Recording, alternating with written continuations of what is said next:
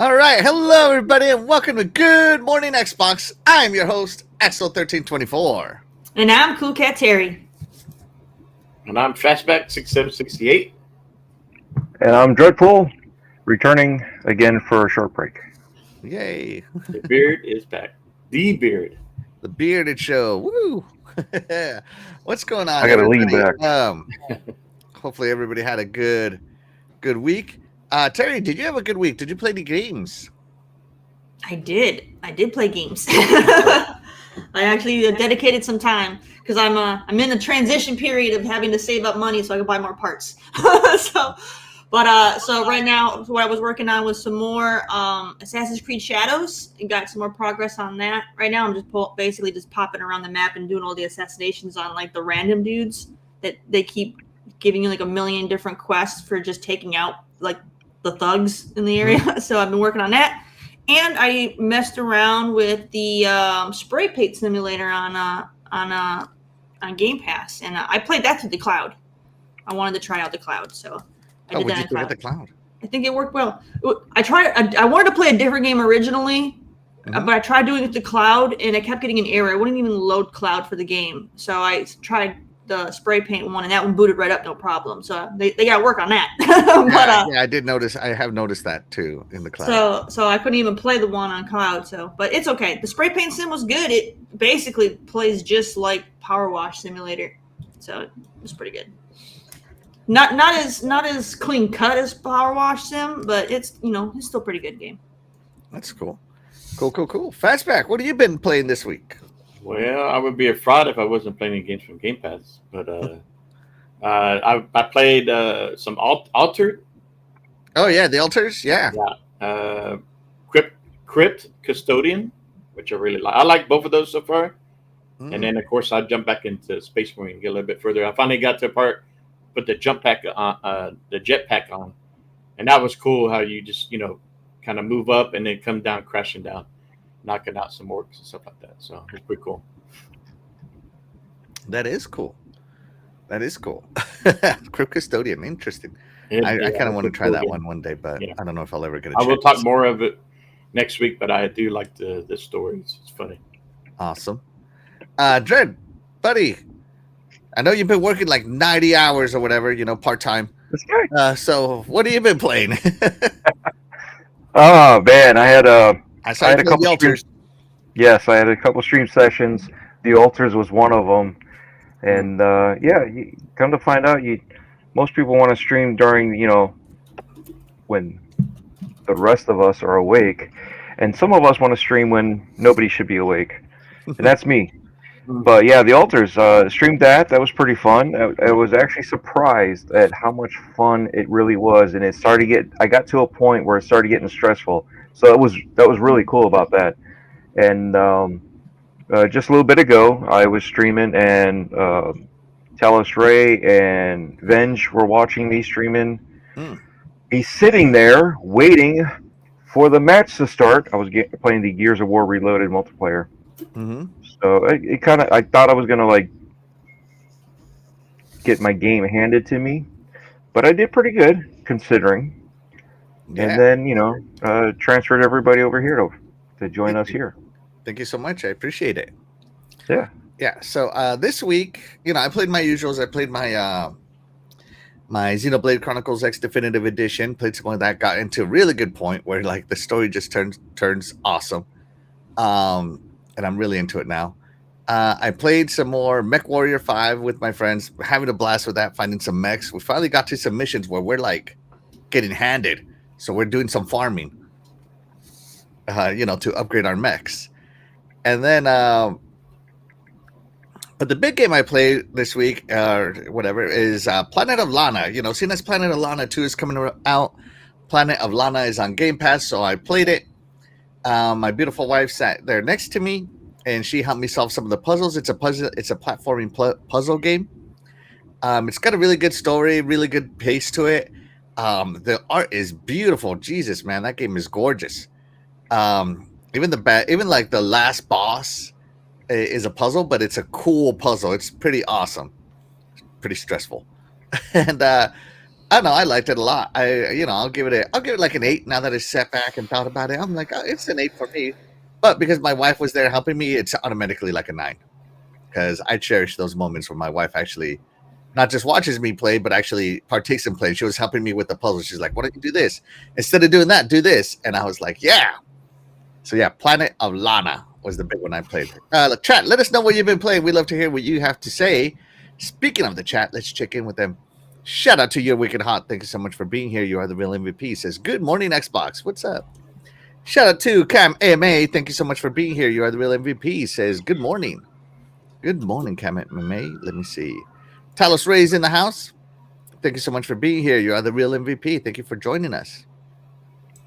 Shout out to my buddy, Doggy Dog 420. Thank you so much for being here. You are the real MVP. Appreciate you. Let's see. Shout out to Crazy Greek Dude. Thank you so much for being here. You are the real MVP. Appreciate you. He says, yo. I'm trying to go through these really fast. Here we go. Shout out to Fark Q. Thank you so much for being here. You are the real MVP. He says, good morning, everyone. I liked your edit of my t-shirt better than the original one, man. Graphic Gog did me dirty with that shirt. I don't know if you guys saw it. The POS shirt? Yeah. He did me dirty with that shirt, man. Yeah. Big B Money says, good morning, Xbox Army, Team Xbox. Xbox is king of gaming. Absolutely, Big B Money. Thanks so much for being here. You are the real MVP. Fuck you says, I'm inquiring about the Axel t-shirt. How do I buy one? Right? Yeah. That t-shirt is, I think it's, where does Graphic God sell it? Redbubble? No. Oh. He changed. Did he change it? I think he did change it. I forget where he went to, but I haven't been able to find his shop. Thank goodness. Nobody wants to buy that shirt anyway. It's trash. Oh, he went to Fourth Wall too. That's where my shirts are. Yeah. There we go. Fourth Wall. Yes. Yeah. Fourth Wall's great. I'll give them props. They did really good. Yeah. No. Let me see if I can put it up here. Let me see. Who posted it? Doggy posted it. That's right. Doggy posted it. You should have put the emoji, the poop emoji instead. I think it looks like poop already, Dreadpool. Don't give him any ideas. I'm just saying, you're the clean cut guy. We got to put the emoji on there instead of actually saying. No. Oh yeah. No, this thing. I'm actually. Don't get used to me putting it. Oh, did I just mess this up? No, I did. Okay. Don't get used to me putting this on my shows here. But I got to support Graphic God because every graphic you see here is on the Graphic God. Here's the shirt. Here we go. Terry, what do you think? I don't like it. I hate it because I can tell he used AI to upres this shirt or whatever. And look how good my dog looks. Like my dog looks like a dog. That's awesome, right? My dog looks great. Thought it was lemon on the deal. I was gonna say we would call you that. I thought it was Eternal Shaddai. And then look at what he did to my face. What the hell? Yeah, it doesn't look like you. It looks more like Eternal Shaddai. It does look more like Shaddai. It does, yeah. He's not even here, and he's here. Yeah. There you go. You can buy that shirt now on what was it? Fourth Wall. Fourth Wall. Fourth Wall. Maybe he'll link the shirt one day to the show, but I haven't seen the link yet. Let's see. Let me see. Doggy Dog saying that's an awesome shirt. Yeah. Let's see. That T-shirt is the best according to Fart Q. Let's see. Shout out to Dan, the man Cunningham. Thank you so much for being here. You are the real MVP. Shout out to 4GQ TV. Thank you so much for being here. You are the real MVP. Appreciate you. Let's see what else we got. Anybody else? Sorry, I'm just trying to say hello to everybody. I'm skipping a lot of comments. Here we go. Shout out to Stanley Francois, who says, "What's happening, y'all, in chat?" What's going on, Stanley? What's going on? Doggy Dog's been playing a lot. Retromania Wrestling, Halo Combat Evolved, Metal Gear Rising Revengeance, and lots of shmups that he got for dirt cheap. Let's see. And Farky says the last game he played was Revenge of the Savage Planet. Fun game. I need to try that. I thought that game was I enjoyed the first one. Huh? Isn't that game leaving Game Pass or something? Yeah. I thought it was. No, that one just got in. Oh. All right, so let's move it along, shall we? Let's get the show started. Everybody's here to read some shows. Let's see. So, up first, we have some Sega sales numbers leaked. So, Sega Sammy posted slides for Management Meeting 2025, which took place on June 18th. So, just a few days ago, via the company's Investors Relations website. There are several interesting items found throughout the document. We'll outline some of the best ones. All right, so Metaphor Reach Fantasia surpassed 2 million units sold. Yes, it's a great game. Persona 4 Revival and Stranger Than Heaven are set to release after April 2026. Persona 4 Revival got announced this year, and so now we know a due date after April 2026. And Atlas technically, sort of, kind of shared sales for many major titles, including Persona, Yakuza, and Shin Megami Tensei. So first off, Metaphor passed, right? So 2 million since last October. That's pretty good. Persona 4 Revival and Stranger Than Heaven are set to release in April 2026, which I think is also cool. But the big news is the sales leak. So technically, this was a weird one. Slide 25 is titled Full Game Units of Major IPs. Unit sales of major IPs. But it shows a gray box with the text. Some content is currently under adjustment. However, while the box is grayed out, similarly to redacted information that was shared in the in-person meetings, the data can still be easily copied from the slide. With that, we can directly see it. So they put the gray text over this like this. But when you grab the box, highlight it, and copy-paste, this is what copy-pasted. So, this is, I don't know if it was meant to be, but check it out. Persona 5 Royale has sold a total of 7.2 million units. Sonic Frontiers, 4.5, Team Sonic Racing, so forth. For me, these are the two big ones for me right here. Total War, love Total War, love it. And Yakuza, also love that one. Oh, Total War Warhammer, played the crap out of this one, over 100 hours on it. And, of course, Like a Dragon. I do love my Like a Dragons. Yakuza Like a Dragon, loved it. So, yeah, lots of good stuff here. Lots of units moved by Sega. Terry, what do you think about the leak? I mean, I don't play these games. So, I don't know. I mean, I guess it's good, but I don't know. It's hard for me to really care because I don't play this stuff. Like, I'm not a Sega fan. I'm not. So, the only game on this list I played was Team Sonic Racing, and I didn't, and I wasn't hardcore into that either. So 3.5 million. You're one of the 3.5 million, Terry. But yeah, it's just, I'm just not a Sonic. I'm not a Sonic. Well, I'm not a Sonic fan either, but like, I'm just not a Sega fan. Like, they don't really make anything that appeals to me personally. So like, there's nothing they have that I'm like excited for. So. Right. So they do add a little note here. Persona 5 Royale numbers do not include sales of the original version of Persona 5. So if you remember, they released Persona 5 and then Persona 5 Royale. Shin Megami Tensei 5 numbers include original version and Shin Megami Tensei 5 Vengeance.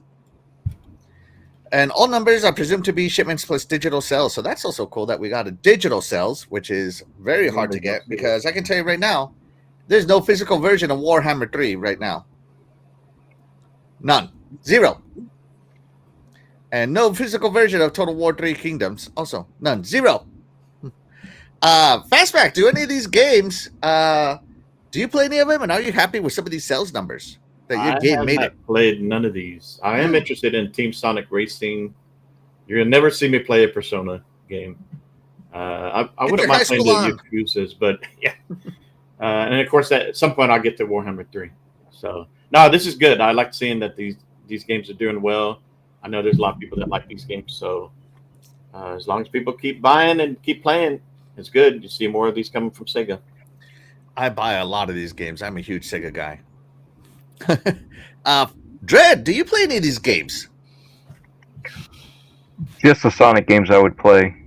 I'm a fan of the Yakuza series, but I haven't played them in forever. And as Fastback said, I'll never, ever play a Persona-style game. That's right. The beards do not play those games. Yeah, I'm just not a fan of it. So I don't even see myself trying it to even get into it. Like I said, Alters, I didn't think I'd like it, and I ended up trying it and liking it. You know what I mean? I just don't even see myself trying a Persona game. Good. But here's the other funny thing, right?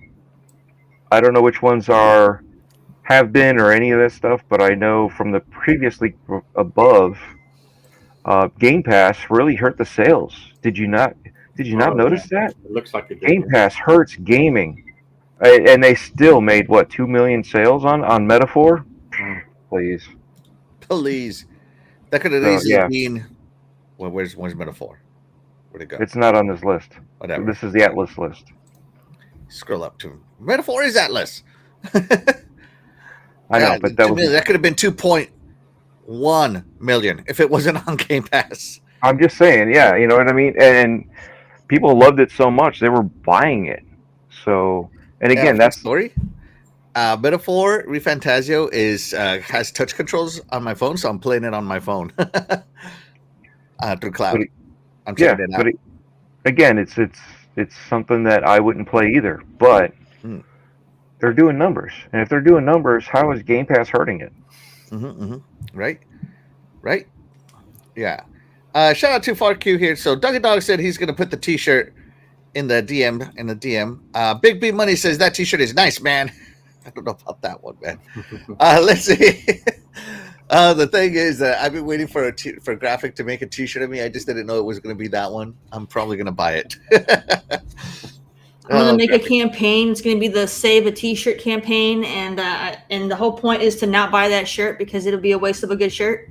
So please, it's going to be one of those. Save a shirt campaign. It's gonna be one of those. What do you call it? The work shirts that you get super dirty. Yeah, one of my garage shirts. Yeah, the garage shirt. Yeah. The actual Jedi shirt. So he said that first game is Living Game Pass. Which one was it that we were talking about? Savage Planet. That's right. Yeah. Doggy Dog says lots of old Sega games like Streets of Rage, Sonic Golden Axe are free on iOS and Android. Yeah, I downloaded them all. True story, Doggy Dog. I downloaded all those. Let's see. Yeah, this is to Dreadpool's point. Dan the Man Cunningham says Metaphor sold 2 million units, not included the money they made from Game Pass. Absolutely. Right? Absolutely, yeah. Does it break down what platform the 2 million sales were on? It does not on this article. Let's see. Dang, Cameron May wakes up at 3:55 a.m. Holy crap! I don't know how he feels. Oh, I've been up since like 3:00 this morning. Wow, it's hard. Well, with my shift, it's kind of hard to sleep. So as soon as we get done, before we get done, I might be falling asleep. Just my fourth coffee. It's my fourth coffee, okay? It's your fourth coffee. Wow. So, Dreadpool has an addiction problem. Yeah. Try to stay up at this time of day. Yeah. All right, here we go. Moving on to the next topic. moving along. As I said, these are just quick announcements. Here we are. Whoa. I forgot how to zoom out. Xbox zoom out. That's crazy. That's huge. Okay. Here we go. The MetaQuest 3S Xbox Edition has been leaked. The weird part about this leak is that it got leaked by an Xbox hater. An Xbox hater leaked this, which is kind of weird.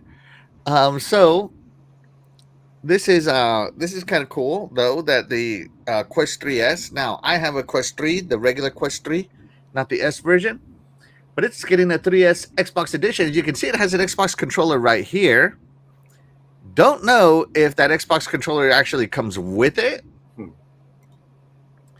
But image got shown of the regular Quest. This is not the 3S version. This is the regular Quest as well. So you can see this one, and it has Xbox themed buttons here and here. Now, I personally have played Cloud on my Quest 3S. I love my Quest. I think it's an awesome VR. It's the best VR in the market right now. I don't care what anybody says. I think it's a beautiful piece of hardware. I love it. But now it's coming with an Xbox edition. So we do get a lot of things that are Xbox editions, such as headphones, other controllers. Heck, we've even shown laser projectors and TVs that are Xbox editions here, if you recall, right? So Xbox licensing out stuff, making it Xbox edition. Terry, are you going to get it? No. You're not going to immerse yourself in Game Pass 110%? No, I'm not a big fan of VR, so it's not for me. Have you tried VR? I have. I had the PlayStation VR, and I thought it was overrated. All right, I guess so. All right. I just prefer AR. I just think it's better. So it's because you got the wrong version. You got PlayStation. Yeah. On an Xbox show. For real. Who said that? No. I agree with her. AR is much better, but what do I know? I don't want to be in the real world. Get out of here. VR all the way. Well, no. Well, AR will also block out what you don't want to see. So you could do VR with AR. It's the best of both worlds. It's a hybrid. The best of both worlds. I want to be out of the world. Both worlds. Xbox is all about being the best of both worlds. Console, PC, soon to be PlayStation. We're getting everybody in there. Gotta go AR, man. Gotta get Nintendo. Everything. Nope, hard pass on that stuff, man. It's like do you ever see Ready Player One? Yeah. He's like, the real world sucks, so that's why everybody wants to go in VR. That's what I want. I don't want best of both worlds. Get out of here. Get out of here with that trash. But he wants limitations, is what he's saying. Fastback, what do you think? I think it looks great, but I already bought a MetaQuest last Christmas, so I would have bought this version if I had known it was out then. So yeah, so MetaQuest did launch 2 years ago now, and I just got to be honest, like, I love it. My wife got it for me. Love it, love it, love it. I wish I had more time to game because I have so many systems. I was actually thinking the other day, I think I need to have Xbox Monday, PlayStation Tuesday, or something like that. Dedicate myself to a certain console every day. But I'm just like, no, I want to play this game. I want to finish it. I don't want to be playing like 10 games. But man, I love my Quest. I love my Quest so much. Thank you so much for buying that for me. It did get leaked that the price. So who is this? Was this Tom Warren? Might have been Tom Warren who leaked this. Let me make sure who leaked this. Hold on. It was at The Verge. It was Tom Warren. It was Insider Gaming. Sam Sempiel. Let's see. Sam Simp. Yeah. Actually, he doesn't claim the leak, so he just says that it did get leaked, but he doesn't say who. The price did get leaked at $399 for the 128 gigabyte version, and it comes with 3 months of Xbox Game Pass Ultimate for new subscribers only, of course. And according to this, Xbox and Meta will announce this headset on June 24th. So we got an early leak of this one, so that's kind of cool. More days. Yeah. Mm-hmm. So yeah, there you go. A few more days. Is that about the same price as a MetaQuest 3, a regular one? I don't know what the price of MetaQuest 3 is anymore. I already got one, but let me look. I got mine at $299, but I don't think it was. I think mine. I got the expensive one. Yeah. Let's see. Where's Best Buy Cam? And type in Meta Quest. All right, hold on. Meta Quest 3. And I'm not going to show my screen, guys. I'm just going to say. Yeah, All right, let's see. So, Meta Quest 3, 128 gigabyte version. All right, the 3S, right. Meta Quest 3S 128 gigabyte version is at $299. So that Xbox branding is bringing it up to $399. So that's probably. So, would you assume that would include the controller then? I would kind of $100. That controller is not worth $100. No, I didn't say it's worth $100. I'm just saying because we were questioning about that controller being on the box. Mm-hmm. Yeah. So maybe it would include it. It doesn't say not included under the picture. So. Yeah, but like, I don't know. It's just. I mean, why would they put the controller picture on the box? Right. Now the regular Meta Quest to signify that it's Xbox. Some people need a visual cue that this is the same thing as this. The giant font as an visual cue. Hey, you'd be surprised. Some people don't know what a Cadillac is, even though they're at a Cadillac dealership. Just saying. Okay, so let me see. Let me go to the Meta Quest 3 and see which one. Do they still offer the big one on Meta Quest 3? I don't think they don't even make the big one on the Meta Quest 3 anymore, Dread. What's the big one? Oh, there it is. Okay, found it. Okay. The Meta Quest 3S, the Meta Quest 3, not the 3S, the 3, the nice one, 512 gigabytes is $500. So I don't know, man. We'll have to see what the price it is, but I think it's anytime anything gets Xbox branded, I love it. Yeah. I'm not gonna get it as I already got my Meta Quest, and I'm not trading it in. Sorry. Yeah. But I do love that they're putting that out there, and we've always said that Xbox should partner with a VR headset person and start making some VR games like Halo VR. That would be so epic. That would be a big deal if they did that. Yeah, it would be. I'm gonna brag a little bit. In Outpost Discovery, the Halo traveling convention, I got to play Halo in VR on a big, huge carpeted area, and that was really cool. Like I said, all you saw were the heads, you saw the torso, and you saw the gun. That was it. So talk about how primitive that was back then. And we were literally laptops on our back. And we're running around, and we were told you can't roll. You're not supposed to run. But you felt like you had borders, and you could see everybody when you were watching how they'd run up to a wall that wasn't there. And they would all like run up to the wall, and you would have two guys like sitting there looking at each other, and ducking and trying to shoot around corners, at this imaginary wall that we couldn't see, but they were like right up against it. So, but yeah, from what I played and what can be played, it's going to be a huge leap, and Halo's a no-brainer. It's going to be fun for all that. If it ever happens. So we've always said that they should partner, and I think that this is great. Yeah, it's just smart because meta. Instead of spending all the money and making their own VR hardware and all that, like handheld, it's smart to partner up with some of these companies that have already been proven, with the hardware and stuff like that. Yeah, I like it. I like it a lot. Personally, I think this is awesome. This looks different than what the box looks like. Yeah, this is the 3 versus the 3S. So this is the 3. So they're going to have a 3 and a 3S. All right. I just want to clarify that they're going to have 2 editions. Maybe. These are just leaked images. We'll see what happens, right? Let's see. Let's see. DE says, and the pass-through images help you not get dizzy. I don't get dizzy anymore. I got my VR legs. I'm good. DE. I'm good. Let's see. Whatever happened to HoloLens and Halo Minecraft? That whole division shut down. Yeah, the entire HoloLens division is shut down, man. Yeah, they went more corporate with that. Yeah, but they still ended up shutting down. They sold the HoloLens space division station. to the military, and that was it. Hmm. Gone. Well, they had factories using it, but yeah. Yeah. Here we go. Marathon. Next announcement. Moving on.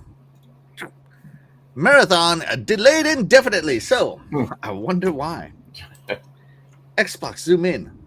All right. So this was posted on June 17th. So what's that? Like 5 days ago? Yeah. On a random Tuesday. Hmm.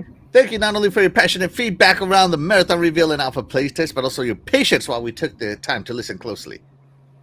Though every comment, blah, blah, blah, blah.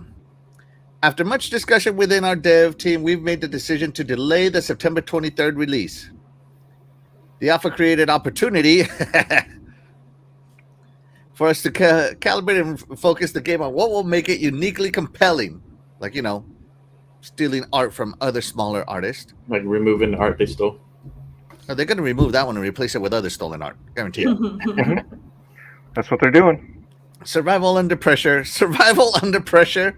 Mystery and lore around every corner, like raid-like endgame challenges and Bungie's genre-defining FPS combat. They do have great FPS. We're using this time to empower the team to create the intense, high-stakes experience that Marathon is built around. In other words, create some original art. It won't be original. This means deepening the relationship between the developers and the game's most important voices, our players. So, all this is good right there. They're doubling down. Let's see, are they doubling down on stealing art? Increased visual fidelity, more narrative environment, storytelling to discover and interact with. A darker tone that delivers on the themes of the original trilogy. Better experience for solos and duels. Proximity chat so social stories can come to life. You'll hear from us again this fall when we share the progress we've made alongside the new release date. So no new release date has been announced. Thank you again for your patience and, much more importantly, your passion. So yeah, Marathon is not coming out, guys. It has been delayed. They're going to add a mission where you go in and retrieve stolen art. You're going to be raiding the internet for great-looking Marathon art. Yeah. Terry, do you think this is a good move, though? Yes. I mean, given all the everything, do you think this is no a good one move? wants to play this game? It's Bungie. It's like, No one wants to play this game? no. What? Come on, they had alpha testers. I don't know how many, but I'm sure they had some. Yeah, I paid Three. someone to play it. But no, I don't know. I'm just not a fan of Bungie. Like Bungie used to be really high quality, but Bungie is like the watered down version of themselves. Like Bungie's gonna kill Bungie, and it's gonna get this game is probably gonna flop, and then we're gonna watch Sony close down Bungie, and then I'm gonna clap because like I have no love for Bungie. The Halo hater speaks. Fastback, do you love Halo and Bungie? I love Halo. I love the old Bungie. I don't care for the new. Sony is, I don't know what they've done with them, but it's not the same. Bungie went down Sony before did this Sony. To Bungie. I think Bungie did this to Bungie. Bungie did this to themselves. They and they keep getting passed around like a cheap what. But like it's I don't know, and like a cheap video game. But like Bungie destroyed themselves, and they had something great with Destiny, and they even ruined that. So like, no, I don't know. I mean, there's been other studios under Sony that haven't really done well so far either. So it's so funny. People would always say that Xbox studios are mismanaged, but what the hell is going on over there, man? Closing, canceled, closing, failure. You're talking about, Xbox needs to manage their studios. PlayStation needs to manage their studios, man. I mean, this is literally they took Destiny. And they're like, you know what? We lost majority of our player base on Destiny. How can we bring them back? Let's try to clone our own game and make it look worse. That's what this is. I actually like the art style of Marathon. I just don't like the gameplay. Yeah, I don't mind that art style. Yeah. I don't like this at all. I mean, this stolen art style is awesome. So, yeah. It just makes it look unpolished, like it's unfinished. I like it. I like it. That's just What me. is It's like cell shading without the cell part. You know? Yeah, I don't know. I don't know. It makes it makes it look very cheap for a studio like them. people are expecting, stuff of high graphic quality, and this isn't it. Like, I would expect this kind of art style from an indie dev. Oh, well, I mean, that's what Bungie is. Oh wait, no, they're not. Dread, what do you think? Are you saddened by this delay? Do you think it's good? Do you think it's gonna make Marathon awesome? You know what's funny is I'm muted. Never mind. Hold on. Okay, now You're not can you hear me? No, I wasn't. No, you weren't. Oh, you're okay. good. You're good. I thought I was Keep muted. going. You know what's funny? Okay. You know what's funny? I'll tell you what's funny. The fact that this doesn't feel like the OG Marathon at all. You know what I'm saying? Marathon. It's more like a Doom shooter. Okay. It's like the old school Doom and Duke Nukem. This whole, we're going to change it this way for a different type of survival and stuff. I get they have to do something different to stand out. It just doesn't feel like, why did they have to call it Marathon? It just doesn't feel like it. Yeah. And you guys are right. Bungie is doing this to themselves. They are not the same as they used to be. They were held in high regards, and now they're not. It's just what they've done with Halo, and even in the direction that they were going with Halo, and then they left and started Destiny and going with what they did there.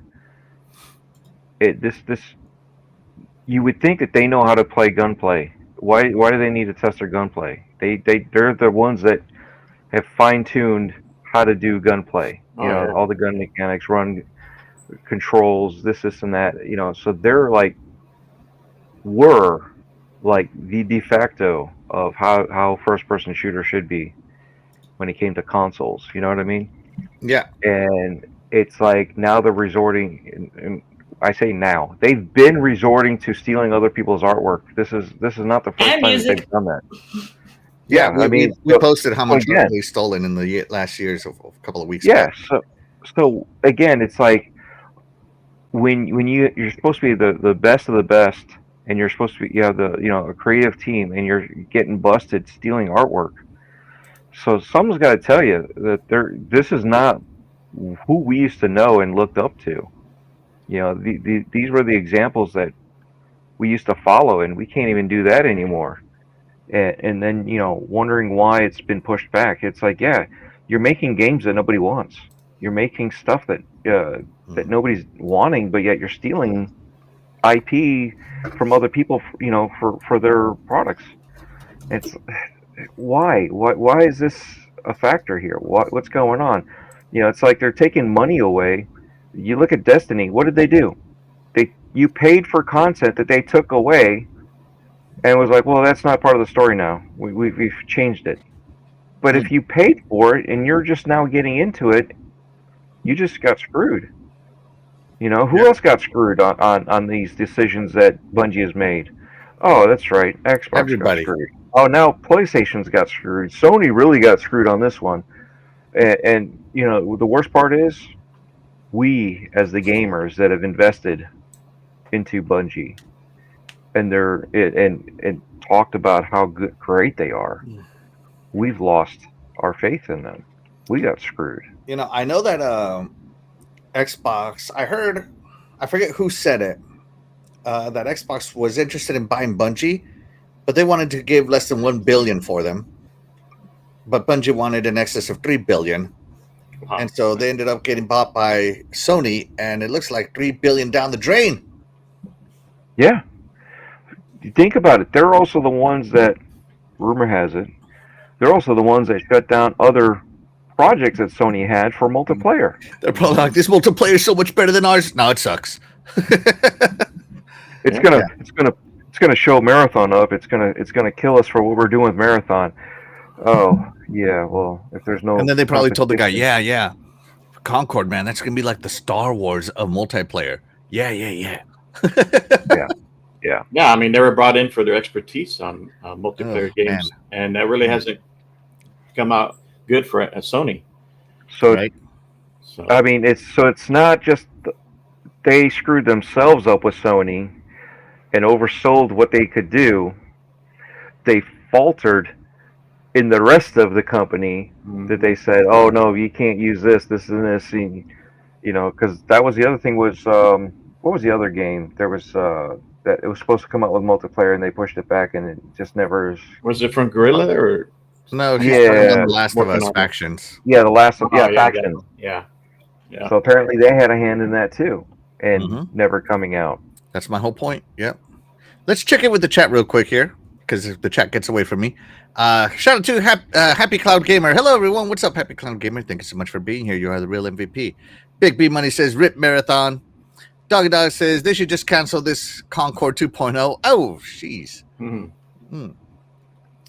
What's crazy to me was nobody was talking about it until Marathon accidentally posted it, but the Bungie website post was 11 hours old at the time of the tweet. Interesting. Okay. Let's see. Give it a few months and they'll cancel Fair Games. Oh, you misspelled that, dog. It's a $sign at the end. Fair Game Dollar. Let's see. Who else do I got? Shout out to Graphic God. Thank you so much for being here. You are the real MVP, except for that t-shirt you made, you jerk. But hey, I hope you sell a ton of them. I hope you do, man. Let's see.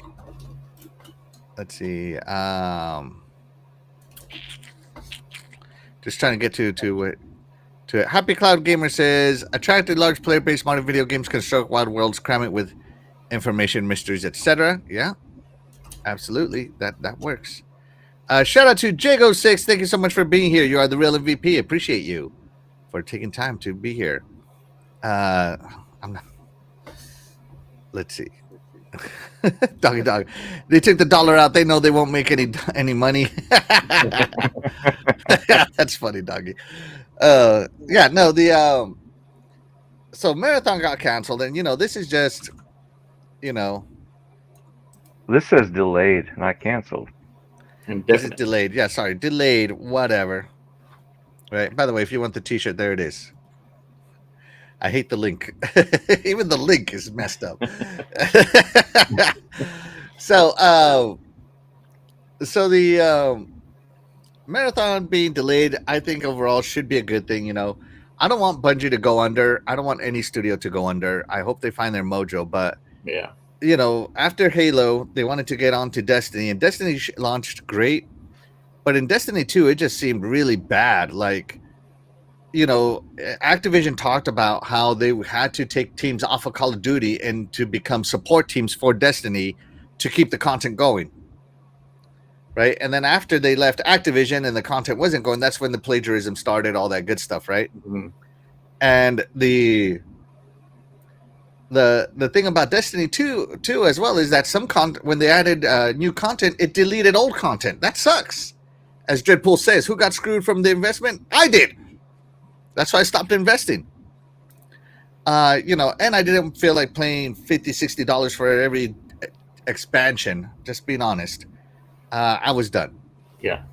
And so now they're bringing out Marathon, and it's a looter shooter, a raid shooter. I don't know what the hell it is. It's a Axel's not going to play game because I just don't have time for those kinds of games. Not saying if you love those kinds of games, great for you. I just don't have time for them. You know what kind of shooter it is? The art style. You want to know what kind of shooter it is? It's a dead shooter. Oh, dead. DOA shooter. Was this a game that you had to buy, or was it going to be a free-to-play? No, I think this is they said it wasn't going to be free. It was going to be a premium experience is what they said. Should have done free-to-play. Yeah. It didn't help out the other one. Yeah. Shout out to Silent Cypher. Thank you so much for being here. You are the real MVP. Appreciate you, buddy. Yeah. So let's see. Sorry, it's too long. It's been too long. All right. Let's see. Jago6 says they need to make Marathon free to play, otherwise it's really done. This should be their Hail Mary. Something needs to happen. Well, we'll see if anything even does happen, right? You know what's funny? I think I'd rather play Lawbreakers than Marathon. Oh, Lawbreakers from Cliffy B. Yeah. There's another looter shooter coming out here soon, right? That I've been hearing good things about. Can't remember the name. Raiders? Yeah. Was it that one? Probably. Yeah. All right, let's move the show along, guys. Up next, we got Fastback in Game Pass. He's going to talk to us about the new Game Pass edition. So this is Wave 2 of Game Pass. Yep. So here on Wave 2, looks like we got 3 games that you can play now. Firebreak, which looks cool. You're in the Remedy Control world.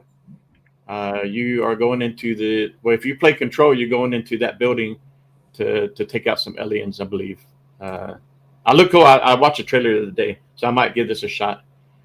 You got Lost in Random, Internal Die. And you can also play, what was the other one? Crash Bandicoot 4. Yes. It's about time. So you can play those now on Game Pass. Right. And that's all PC Game Pass and Game Pass Standard. Lost in Realm is Game Pass Ultimate and PC Game Pass. And then coming soon is Star Trekker, but that's in Standard. So Star Trek has already been out. I played that in Game Pass. That must have came out in Ultimate first. Yeah, it did. It was Ultimate first, and now it's coming with Standard. Yeah. You got Wild Frost now with Game Pass Standard.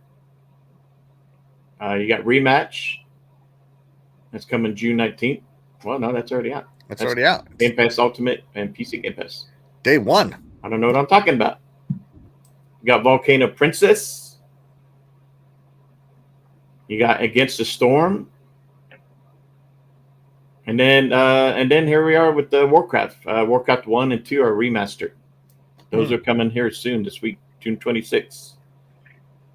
And then you got Warcraft 3 Reforged. That is PC. Yeah. Well, Game Pass Ultimate. No consoles. We're getting ignored. No, Game Pass Ultimate. So it'll be on console. Yeah, it's Ultimate, but I don't think it's on I don't think you can install this on the console. Not that I'd want to play RTSs on the console. I'm just saying. Doesn't really say.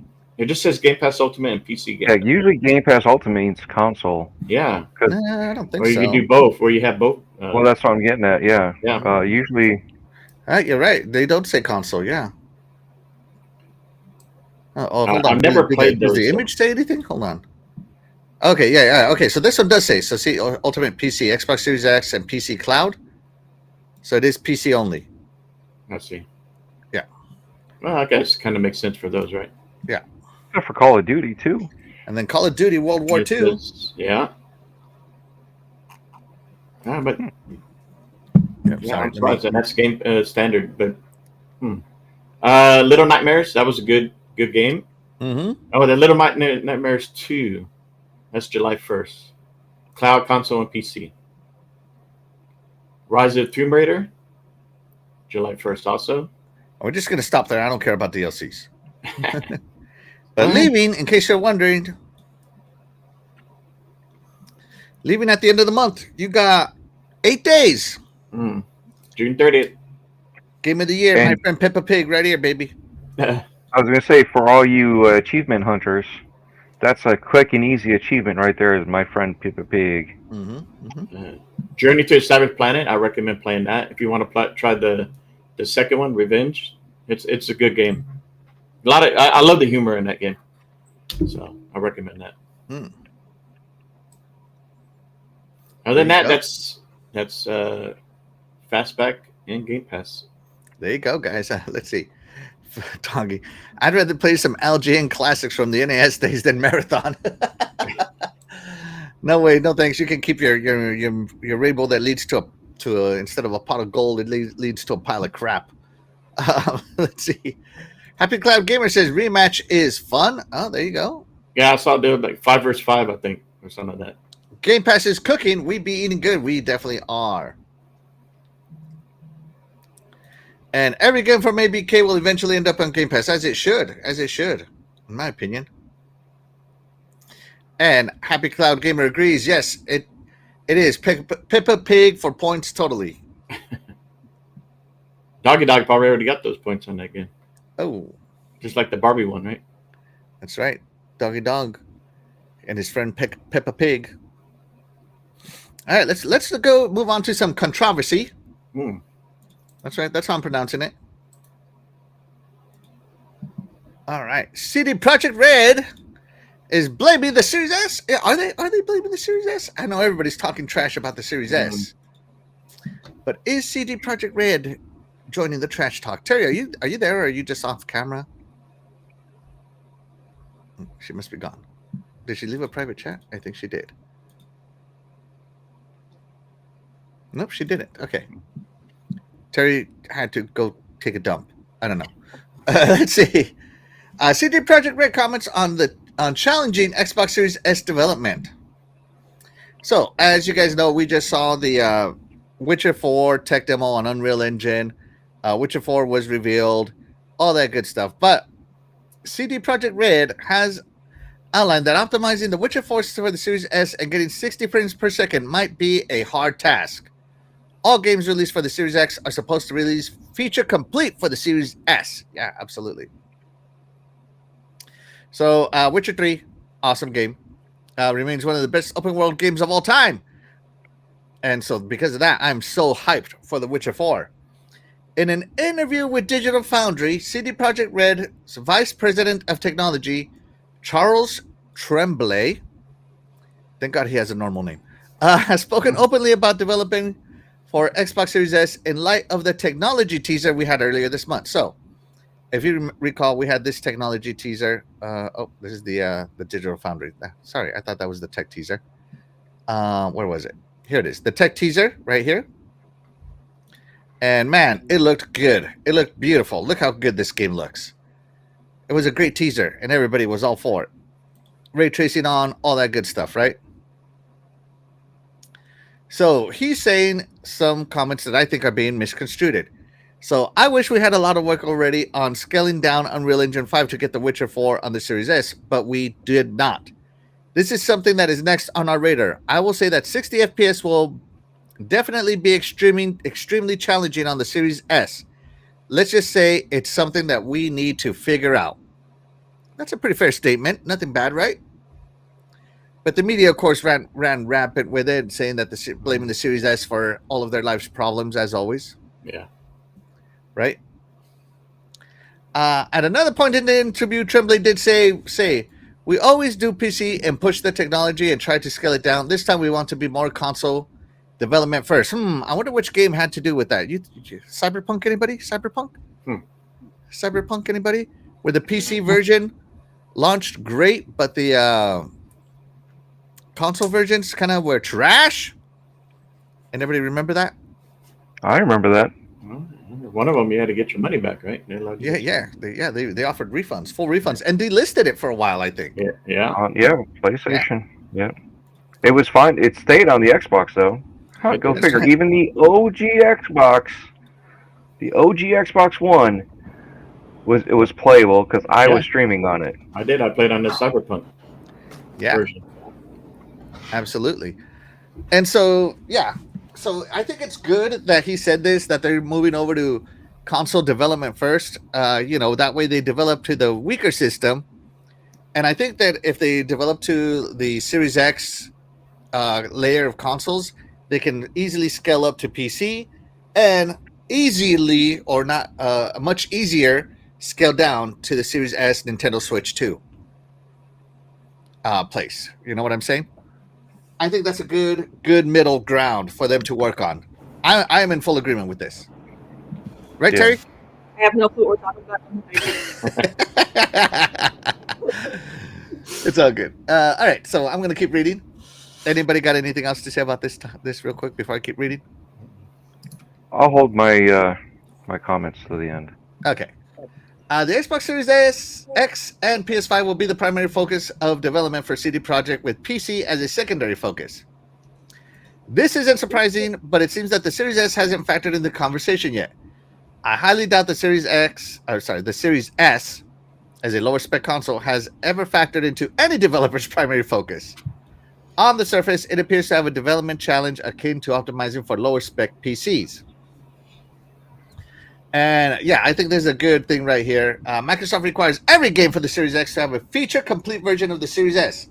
The only exception to this rule was Larian Studios' Baldur's Gate 3, which was delayed on Xbox explicitly because getting the Series S to run the RPG in co-op was proving a huge development hurdle. Eventually, the game was released for the lower spec console without the feature, but now has it as of co-op. Has co-op as of patch number 8. So there you go. And then, of course, it's not going to be 1-on-1. Let's see. All right. So yeah, given CD Projekt Red track record with Cyberpunk 2077 on the last gen consoles, you'll forgive me for having doubts that the Polish dev will get those Series S versions optimized perfectly. That being said, the developer might find that when they sit down for a serious conversation about it, optimizing a version of a game built for consoles first rather than PC may prove easier. I agree. So yeah, there you go. That is what was said, right? This is the quote. I wish we had experience scaling down, but we don't on Unreal Engine 5. But you know who does? Xbox does. So I hope they reach out to Team Xbox and gets that going, right? They should. They're supposed to have like this partnership with them. Yeah. Marketing at least. But marketing. I think Xbox has the Witcher marketing for the most part. I think so, yeah. Yeah. So there it is. Let's check in with the chat before we get into other stuff, right? Okay. Let's get into this before we get into it. Let me get. Doggy Dog said he's all in on Peppa Pig. Let's see. Happy Cloud Gamer says CD Projekt Red. I can see having issues on different hardware on the same hardware. I'm a little confused with that statement. Happy Cloud Gamer. I'm going to be honest. Let's see. Stellan Francois said, "Bro, they just put Cyberpunk on the Switch too. How is it difficult for them on the Series S? That's BS." I agree. DE says it's a blurry mess on the Switch too, but it's running. Hey, that is true. That is true. That is true. Let's see. Doggy Dog says, "Damn Series S. I know. Dang you, Series S."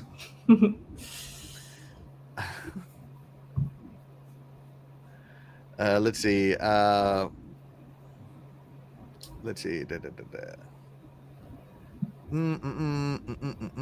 I'm just trying to find something here. I bought the Cyberpunk Xbox One X limited edition, but sold it when COVID hit. I had a Spider-Man PS4 Pro, sold them both. Oh man, that sucks, Toler's Ray, but I did like that Cyberpunk Xbox One X. I'm not gonna lie. Yep. Shout out to Glinzer. Thank you so much for being here. You are the real MVP. He says one exception to the rule leads to more exceptions to the rule. That is true. Yep. That is true. You do it once, you open those floodgates, you know? Yeah. Crazy Greek dude, if GTA 5 can run on a 360, this can run on a dang Series S. But yeah, but they always, maybe they're taking a book out of Rockstar's game, because Rockstar always releases on console first. I don't know if you guys ever noticed that. Mm-hmm. Their games take 2 years almost to port to PC. So maybe that's the approach CD Projekt Red is going with now. Maybe learning from one of the best. Yeah. So Terry, or sorry, we'll let Terry go last so she can catch up. Fastback, what do you think? I mean, I don't know. I mean, it just seems like, it's getting old. We're having, the Series S, this and that. I mean, of course they're gonna focus more on the X and the PS5. But I mean, we all know that the Series S has its limitations. You're not going to get 4K and all that. I mean, it's capable of getting 60. Just depends on if they can optimize, to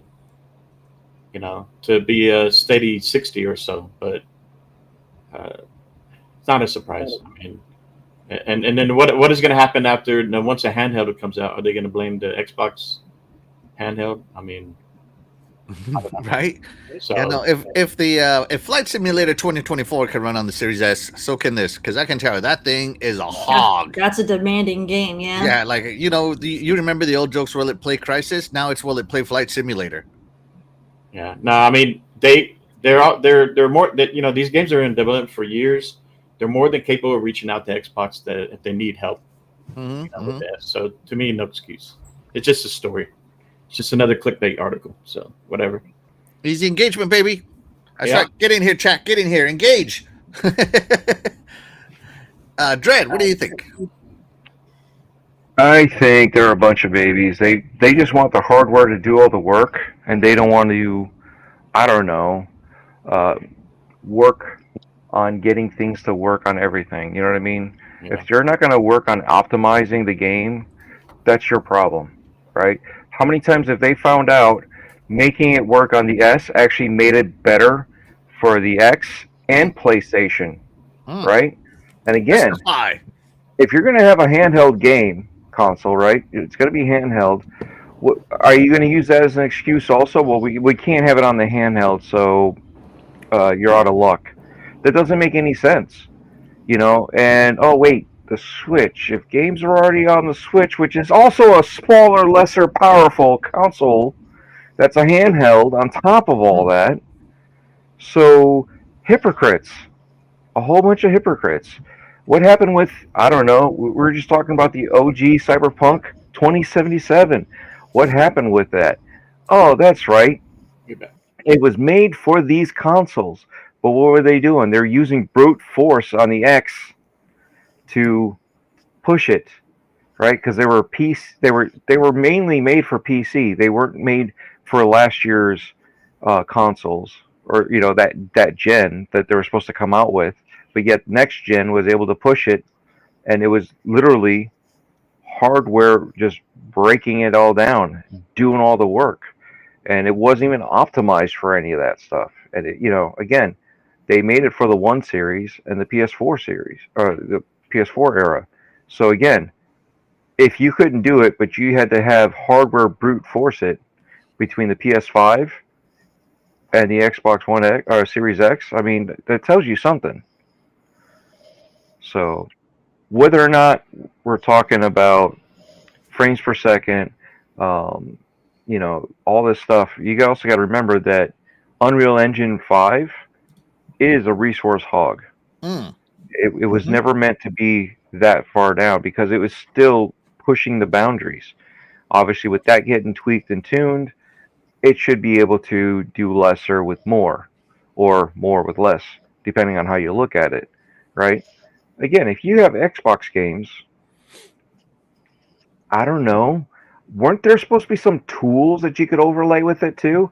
So just because Unreal Engine is the main overlay or the main engine, there's other things that you put on top of it. There are other engines you put on top. So you could always back out of this and add this. You could, there's different things you can do. Again, I am quarterbacking from a couch here, or as I like to sit on the office chair. Yeah. But I've talked to developers. I've talked to all this. You only have so much room in this box to fill in. So once you go beyond that, you can't fill it in. So you have to figure out what this is going to be. So if this is going to be how big the box is for the Switch, right? Mm-hmm. Well, how are you supposed to add that and break it down to something smaller? You can't. You can add more if you have a bigger box that can handle that. Yeah, great. Again, it's just doing the right thing at the right time. And a lot of times when they start with the project on the software being a certain way, and then never ever consider using the other software that helps in addition to. So then, at that point in time, they're at the point of no return. Look at how many games are couch co-op and not online. Well, that's Yeah. great. We're no longer in COVID. When we were in COVID, we also wanted to play online. So because you could only play so much. Oh, that's right.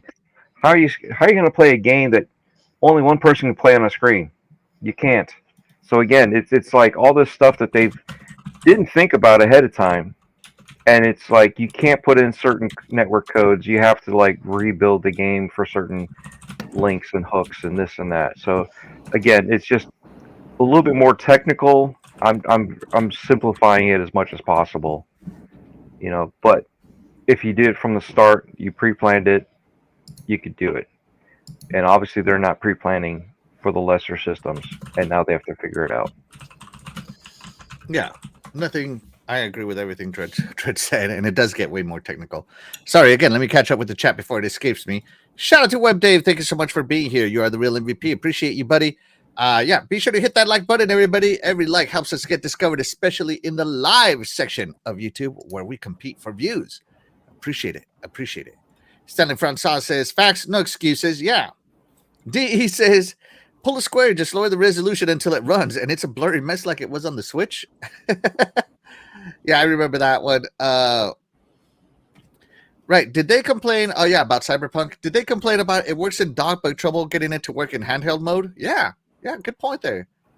Good point. Good point. Glitzer, yeah. The PS2 was weaker than Xbox, but everyone developed just fine for PS2 back in the day. Yeah, I agree with that statement, of course. 100%. Yeah.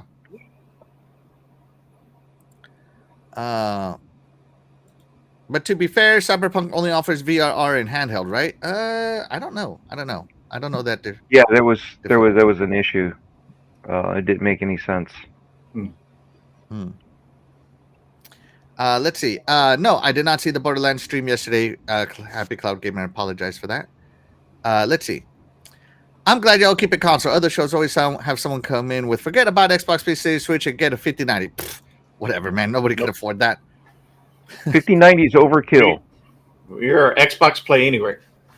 Dude, if you are talking to me about like, oh, it's not optimized, it's not optimized. A 5090 is literally brute force. So yeah. Let's see. DE says, I can see some comparisons between handheld, docked S and X SKUs. Yeah, we'll see how that goes. Yeah. So I think if you develop for the Series S, as you said, it would be good because it does have the lower specs. It's a 4 teraflop machine, right? But it's nothing out of the norm. When this generation launched, 5 years ago, there were weaker machines than the Series S that games were running on, that The Witcher 3 was running on, that Cyberpunk was running on. Just throwing it out there. There were weaker machines in the PC marketplace that it was running on. It was an optimization issue. So yeah, I just don't buy it. So that's how I feel. Terry, what do you think about this? Blaming the Series S? I'm not really blaming it. No, it's BS because, I mean, I know 60 frames isn't industry standard, even though it should be at this point.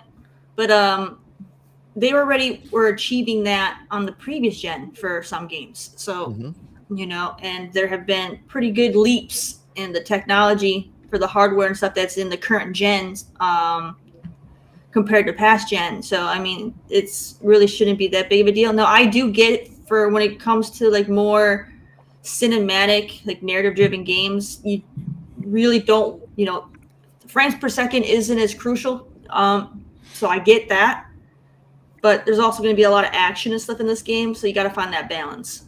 But they should be able to achieve that. No problem. They really should. So I think it's just a lot of,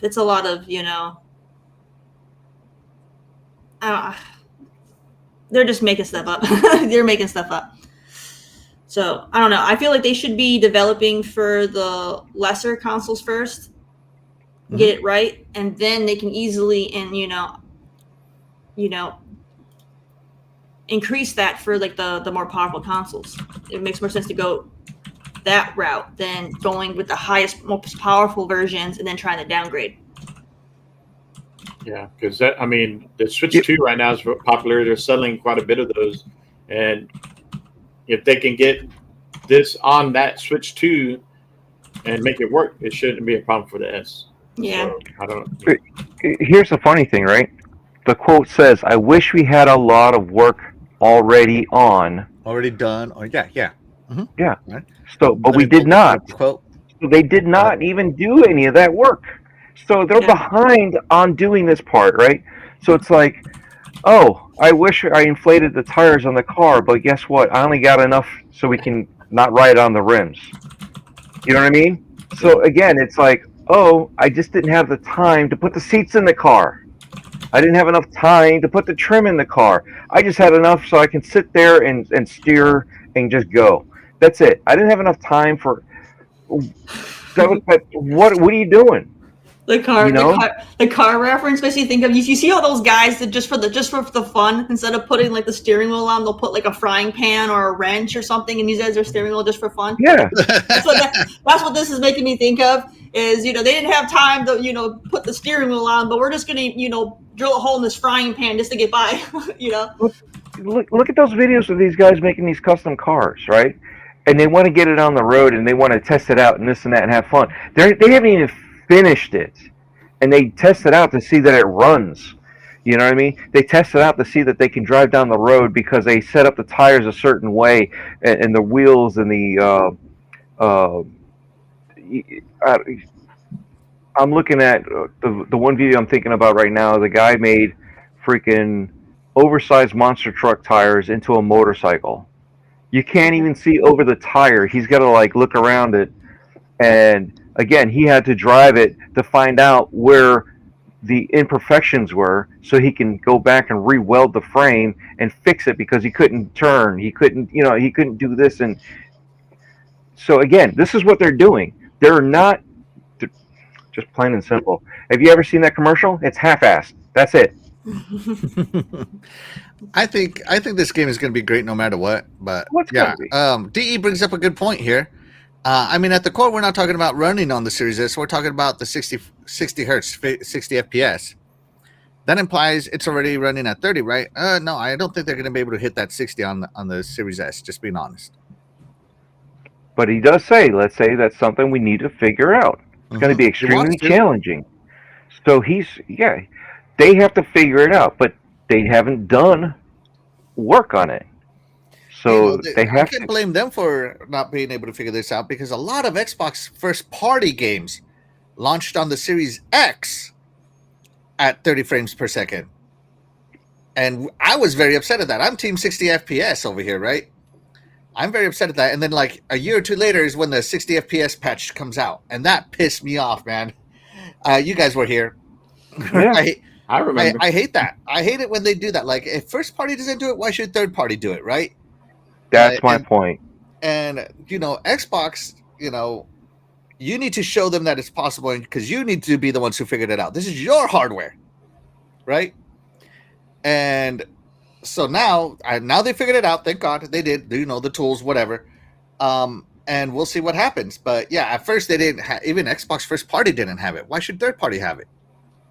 So yeah, hopefully they reach out to Xbox and tell them, hey, you figured it out. How'd you do it? What'd you do? What'd you type? Just like Nintendo, lead by example. Everybody leads by example. I mean, when Xbox was launching first party 30 FPS, the competition was launching first party 60 FPS, no matter what, even on third party deal games. So yeah, just throwing it out there. That's why I thought it looked really bad. DE again says, but it's still challenging work whether they spent the time on it or not. I hope they do, right? Jago6 says, the proper way to develop is for the lowest common denominator regarding hardware. You should always have that in mind, because not everybody can be a PC elitist, as Doggy Dog said, right? Mm-hmm. Not everybody can be a PC elitist with a 5090 crap, right? Let's see. Crazy Greek Dude says, do it at 540p at 120 hertz. Absolutely. Shout out to Legendary Yobi. Thank you so much for being here. You are the real MVP. He says, peace, love, life. Absolutely, Yobi. Let's see. So devs who release that 30 FPS then patch 60 FPS should now start at 60 FPS. I think so, man. My old Sega games run at 60 FPS. I'm just throwing it out there. That blast processing was real, right? Yeah, and another point to Happy Cloud Gamer, Xbox Series X promoted 120 FPS, but yet they were launching first-party games at 30 FPS back in the day. So, that's in the past. Now we're enjoying the good life, but it took a while. Right? Yeah. PlayStation advertised 8K. So again, yeah, you can do these things. It just nobody's done it. Mm-hmm. It has to be built in the game, the engine, throughout when they get it going and from the beginning.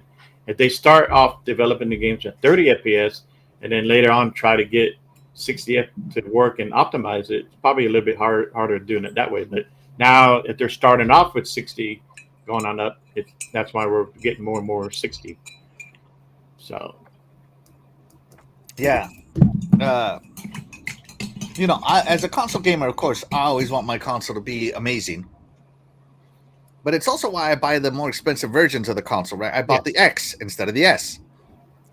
On my Quest, I bought the 3 instead of the 3S.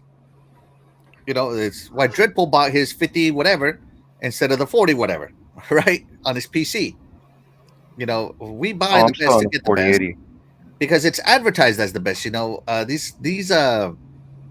These folks come out and say 60 FPS, 38, 8K, all that stuff, and then it doesn't materialize. It sours everybody, if you will. A bit. I mean, it sours me as a console elitist. Tellus Ray says, I don't care for frames. I just want the games. I care about the frames, man. I care. I care about the games to be as good as they could actually be versus just let's get it out there. At the same time, I shouldn't have to wait 6 years for a half-assed game. Yeah. So, I'm going to use Starfield as an example. Everybody knows how much I love Starfield. On the console with 4K and all that turned on, man, at 30 FPS, Starfield looked gorgeous. Gorgeous.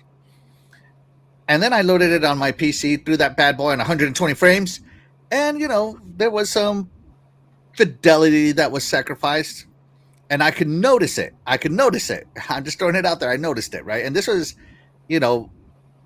pre-60 FPS patch on the console, right? And I could notice it. And now post-patch, they look closer to each other. Still noticeable, but not a lot. And I do got to tell you, I played Starfield at 30 all the way through, and it was beautiful because I just wanted to take in the beauty of Starfield. Because it was gorgeous. Right, Terry? Yeah. Oh, my gosh, Terry. You're so fun.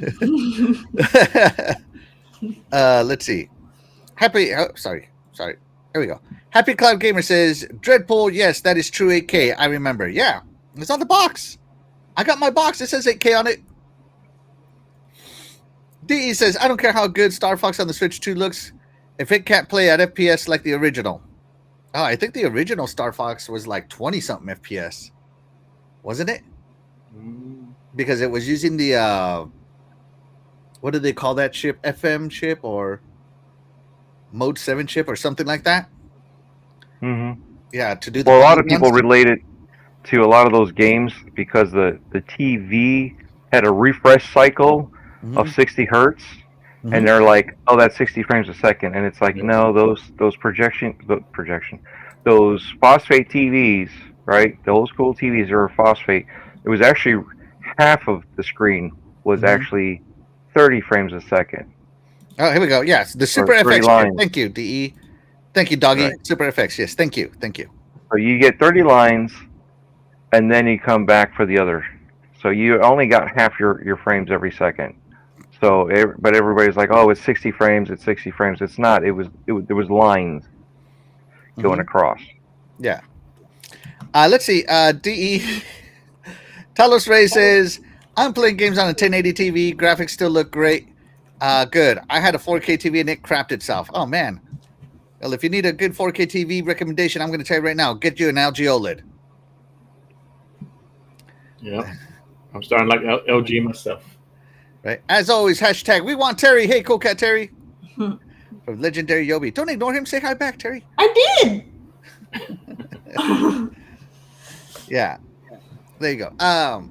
Anyways, yeah, I think CD Projekt Red is eventually going to get the Series S challenges, just like they eventually got the Cyberpunk challenges. They just will eventually get it. Will it matter by that time? I don't know. I hope they do it by launch. If they don't do it by launch, then I would hate for this game to not be day one on Xbox, because the Series S, the developers didn't take time to figure out the Series S. I would hate for that to happen. But we will see what happens. So that's the only part of this article that really scares me, is that, much like Baldur's Gate, Game of the Year, Baldur's Gate, that Witcher 4, which will be a Game of the Year contender, will skip Xbox because of the let's see, they show it here on the here. Here we go. All games on the Series X are supposed to release feature complete on the Series S. So if they don't figure out the Series S, I don't know if getting this a one-time Baldur's Gate pass will probably be difficult. Just saying. Because Baldur's Gate still launched on the Series S, only missing co-op. That's all it was missing. But otherwise, it came out. So we'll see. Yeah, I would hate for that the too. Co-op is difficult to optimize, right? Because you got multiple people, so it causes a little bit more problems. Well, local co-op was split screen. Yeah, but no, I don't see no choose. I mean, if they I don't know where Cyberpunk is at. Did they ever do a patch on that 60? Can you play 60 on the S? Yeah, you can. I don't know. I don't on know the S, I don't S, know if you can on the S. If they've already developed games for the Series S before, so I don't know. Yeah, they should. They should be able to get this. I mean, I don't see I get why. it's Unreal Engine 5, right? So I get that's a new engine, but I mean, again, Unreal Xbox Engine has 5 people has that always put that been such a graphics hard. Like, there's no way around it. That thing is gonna eat. It's gonna take all your RAM and say, "I want more." Yeah. It always has, always will. I mean, here's Baldur's Gate running on the Series S split screen, and because it has to load two different graphics sets. Yeah. So and independent camera rotations and stuff. Yeah, the game is demanding. So yeah. Hopefully, as I said, we get this day one launch. I really would hate for it to not launch day one because of the developer did not figure out the Series S. And I'm not going to blame the Series S. I'm going to blame the developer. Just being real honest. I will blame the developer. It will be interesting next gen what Xbox does. Will they have two SKU consoles or just one console and then they have like a hybrid or whatever? You know what I mean? Mm-hmm. They're going to have a handheld, a hybrid. I don't know. It will be interesting how they move forward. Will Xbox get tired of the whole, the S is holding back the X and so on. So, the media will have a field day if this happens. They just will. Yeah. As they always do. Yeah. Shout out to Jacob Novik. Thank you so much for being here. You are the real MVP. He says, "Hey, Iconic Video Games. I have been playing Remedy's FBC Firebreak, and I have 14 out of 43 achievements. Weird but fun and quirky. Enjoying it. Nice. I'm thinking I'm going to play that with my friends, just being honest. But right now we're so much into MechWarrior, it's crazy. Let's see.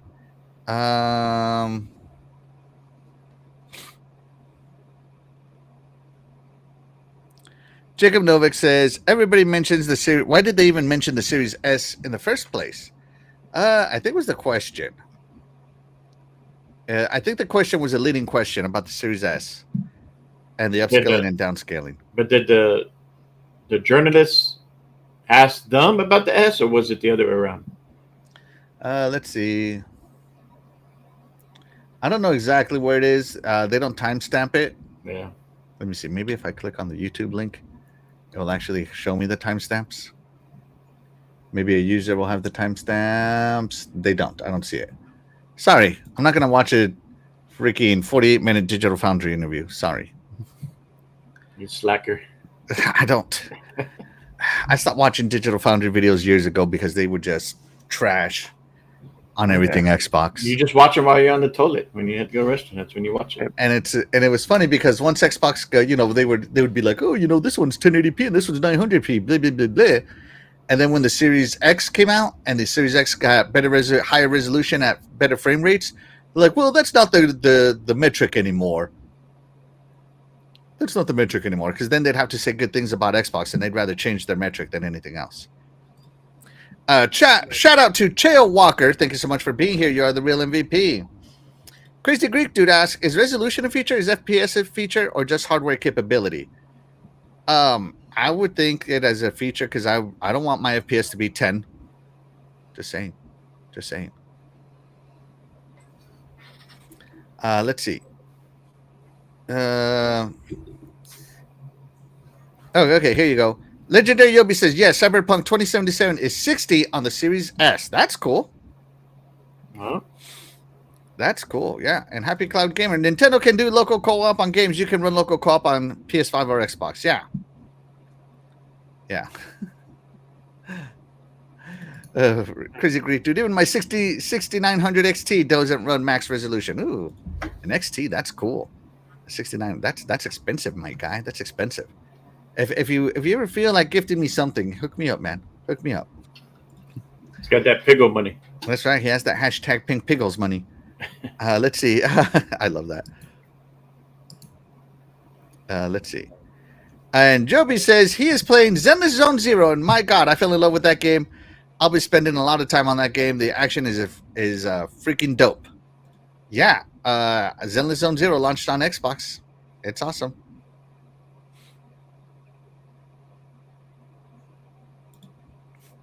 Digital Foundry, 58.4 frames per second. The clear winner over 58.3 frames per second. Clear winner. Really? Yeah.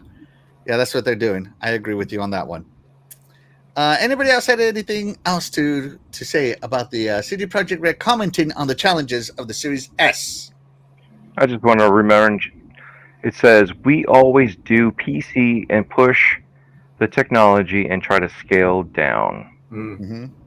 So, obviously, they weren't even looking, and it reiterates the previous paragraph that they had not even worked or planned for the Series S. Mm-hmm. Just saying. Just saying, yeah. I agree. I agree with that. All right, let's move this show right along. So I don't know if you guys have played your Xbox this week, but yesterday I launched my Xbox and something interesting happened. The hubs came to my Xbox. So Game Hubs arrived for all players in June 2025 Xbox update. So all of you, if you update your Xbox, will be experiencing hubs. Right? So what is hubs? In case you haven't turned on your Xbox. Well, thankfully Tom Warren uploaded a video. Let's go ahead and watch this video, shall we? Oh my goodness. Okay, yeah. So you can see here, he's about to launch Hellblade, and instead of launching the game, it loads this hub. I'm going to pause it here. Go away, ads. Oh my God. Okay, I can't see it with the ads. Go away. Okay, there we go. So the hubs, instead of launching the hub, it loads this. It loads your stats, how much you played, your gamer score, the achievements you've gotten, any captures you've taken of the game, and who plays the game. So I did this with MechWarrior. I experienced this with MechWarrior yesterday, and it showed my time, my gamer score, my achievements, all the captures I have of MechWarrior on the Xbox network, and my friends who play. And then you can also access basically the main store, all kinds of stuff with it, right? So the hubs has come to Xbox. Let's keep watching this video. Right? And so this is what you'll see. See, and let me see him click on stuff. So then he goes to click on the game. So you have to hit the game first, and then you have to hit it again to launch it. So double click, right? You can manage the game directly from the hub instead of having to hit start or go whatever. Go to the clubs, go to the official store, go to your captures, I believe it is. Oh, add to play later. Sorry. Share, and of course, game detail. It shows you the store part of the game detail. So I think that's super cool. And you don't just get it on games that you have on your dashboard. If you can see here, he's about to launch, I think, Apex. Even in your library, when you click on it, bam, your hubs comes up. Shows you the add-ins, all kinds of information, which I think is super cool. I have absolutely no problem with hubs. I actually, when I saw it, I'm like, oh, I love seeing my stats. Oh, I love seeing DLC. What if I really want like a game, and instead of having to navigate the store, search for the DLC, I can just see it there. I think that is super duper cool. I didn't think I was gonna like it. I thought I was gonna be annoyed by it, but it turns out I wasn't annoyed by it, and I think it's mostly because I'm a stats guy, loving it. So Terry, hubs come to your Xbox. Have you experienced it yet? I have not, but this is actually pretty cool because I used to have to go through like 3 different menus to get to my hours played. so, so this is more streamlined, and I like that. That's awesome. Yeah. Oh, sorry. Let me go back to the hub. I'm just gonna pause it here because that's a good screen. Yeah. So hubs. Yeah. So you like it. So, but you haven't experienced it, but you're not against it, right? I'm not against it, no, because like I said, I like knowing how much time I put in a game, and I always had to go into the menu for the game and go to the like the game club page, and then you had to go to like the friends or something thing to compare how much time you put in compared to how much time your friends put in, and it's just like you got to go through all kinds of hoops just to get the one answer you want. This is nice. Now it's front and center. Yeah, I couldn't even access like the how long have I played this game. When I clicked on a game, I'd have to go into my profile, go to my achievements, find the game, look at the achievements, hit the tab over to see how long I played. Yeah. Yeah, and then it's like compare with friends. Well, which friends have played it? It doesn't show. It just shows all your friends. A lot of hurdles to find that information in the past. I like that they simplified and streamlined it to where now it's just right there. Mm-hmm. You know what's funny? This brings back a lot more of that sociability that the 360 had, in my opinion. You know what's funny? It's like people are complaining about doing this. Oh, I got to take the disc out. Oh my God! It took me so long. That was an extra step. I had to open it up and take the disc out. What an extra step! What in the 1900s are you doing there? I'm telling you, you know what I mean? It's like you just. Who cares if it's an extra singular button press? Okay, so but at least it gets you information, so you don't have to go looking for, like you said, wrap around. I got to go over here to go here to go here to just so I can see how many hours I played, or see who else has played this game. You know what I mean? It's like it's ridiculous. At least it gives you all the information right there. You're going, oh look, it's Corby. Oh look, back and forth. Oh, I can see it's multiplayer. Oh, whatever. Not a big deal. But you're going to complain about doing this? Really? Crybabies, hypocrites, whatever. Move on. Have a better life. I don't know. Find a little less drama in your life. Just play the game. Put an extra problems. Button. No, seriously, it's like click, whoopee doo.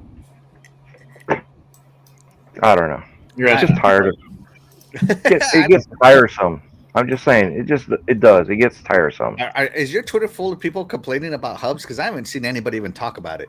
I didn't even know it was a thing. I've seen it, and I've heard more people talking about it on podcasts. That, especially he who shall not be named because he blocked you, complaining that it was an extra button press. Really?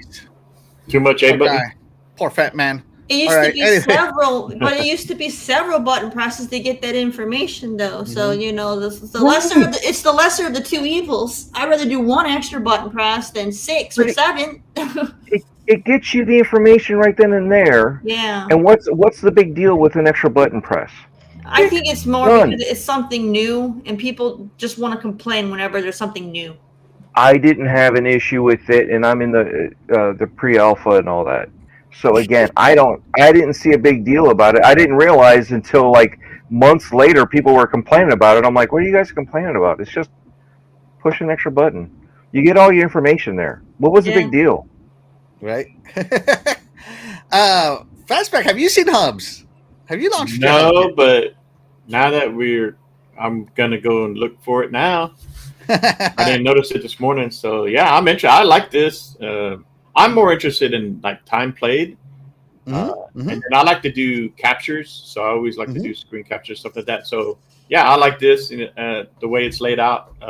So I would like to start seeing them giving you. Well, maybe they do kind of, but giving you points for time played, not just achievements, right? So right. So speaking of the layout and settings, right? So with that said, if you're not a fan of the feature, Microsoft says you can customize these to display when and where you would like by altering settings under Profile, System Settings, General, Personal, Games, and Apps, right? Now, I haven't messed with what is customizable yet, but yeah, we'll see what brings up on customization. I'll mess with it some other time, but I think this is pretty cool. I think this is cool myself because even on the Xbox app on PC, right? Like, let me see. I'm gonna hide this on stream for a minute, guys and girls. Let me see.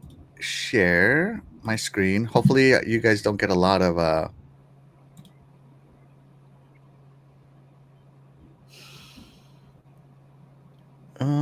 Entire screen. There we go. I am not sharing the audio, so hopefully you guys don't get a lot of that feedback here. So, because even on this is the Xbox app on PC, right? And let's pretend I click on Mech Warrior. You know, I click on it, and guess what comes up? Stats. And here's the play button right here. So I don't think the hubs is all that bad, personally. Yeah. Right. I don't think it's all that bad myself. So I don't think even a Neanderthal can do this. Yeah. So I think these hubs are kind of cool. You know, if you're a PC centric guy, if you're a PC guy, this will be very familiar to you. Console guys, I don't know. I don't see the issue with it personally. I personally like it, but that could just be a. It could just be a preference. I don't know. Let's see. Let's see. People, of course, complain about it because it's Xbox. Easily turn it off in settings, but easier to complain because it's Xbox. I don't know. You can turn it off. That'd be interesting. It doesn't come up if you start a game out of the side menu. Okay, Doggy's played with it. Okay, so if you go to your quick launch menu, where is it? Yeah, so if Tom Warren would have launched the game from here, it doesn't come up. So that's cool. That's mostly how I start my games. Not me. I click right on the dashboard. Yeah, I like this stuff. Cool option. Yeah. Jacob Novik says, I was weirded out that I got it. I love this though, but I'm used to click in the settings button. I'm not sure what you mean by that, Jacob Novik. The settings button? Are you talking about this up top settings button up here? Let's see. Crazy Greek Dude says, not gonna lie, it was annoying at first, but I just wanted to launch a game. Now it's 2 clicks to play. I got used to it. Yeah. And Crazy Greek Dude does say, FYI, you can shut it off in the settings. Okay, there you go. If you don't like hubs, you can turn it off. Xbox, play the way you want, Terry. It's just like when Xbox changed the UI and everyone complained because they were just so used to the old UI and they hated it. But then once they got time to learn it, now people love it. You know, it's like, you know, it's something new, so it throws you off for a bit. Oh my gosh. Hold on, let me find your name in the chat because it's covered up. Here. Shout out to Carlo La Sala Donato. Thank you so much for being here. You are the real MVP. He says, hello from the Philippines. Hey, what's up, man? Thank you so much for joining us. You are the real MVP. Appreciate you being here. That's awesome. I got my international crowd. Yeah. Everything Xbox does, people talk trash about. Yeah, right. Even though I think it's cool. Glinzer says, double tap, a lesson from Zombieland. Yeah, double tap, baby. Let's see. When it's been day one, I click since. So when it's been day one click since 2013, it catches you off guard. You're not used to it. Relax, Dread. No, I understand it catches you off guard, but to grab your pitchforks and fire, and let's go storm the castle because rah, this is bullshit. You know what I mean? I didn't say it, Dread, but you know what I'm saying, buddy. Yeah. I bleeped myself. But no, it's just again, like I said, I had it for a while, didn't even notice it was a big deal, and then months later, here's everybody freaking out about it like it's a big deal, and you're talking, I'm talking about YouTubers more so than the general people. You know what I mean? Trying to, again, clickbait, rage bait, whatever you want to call it.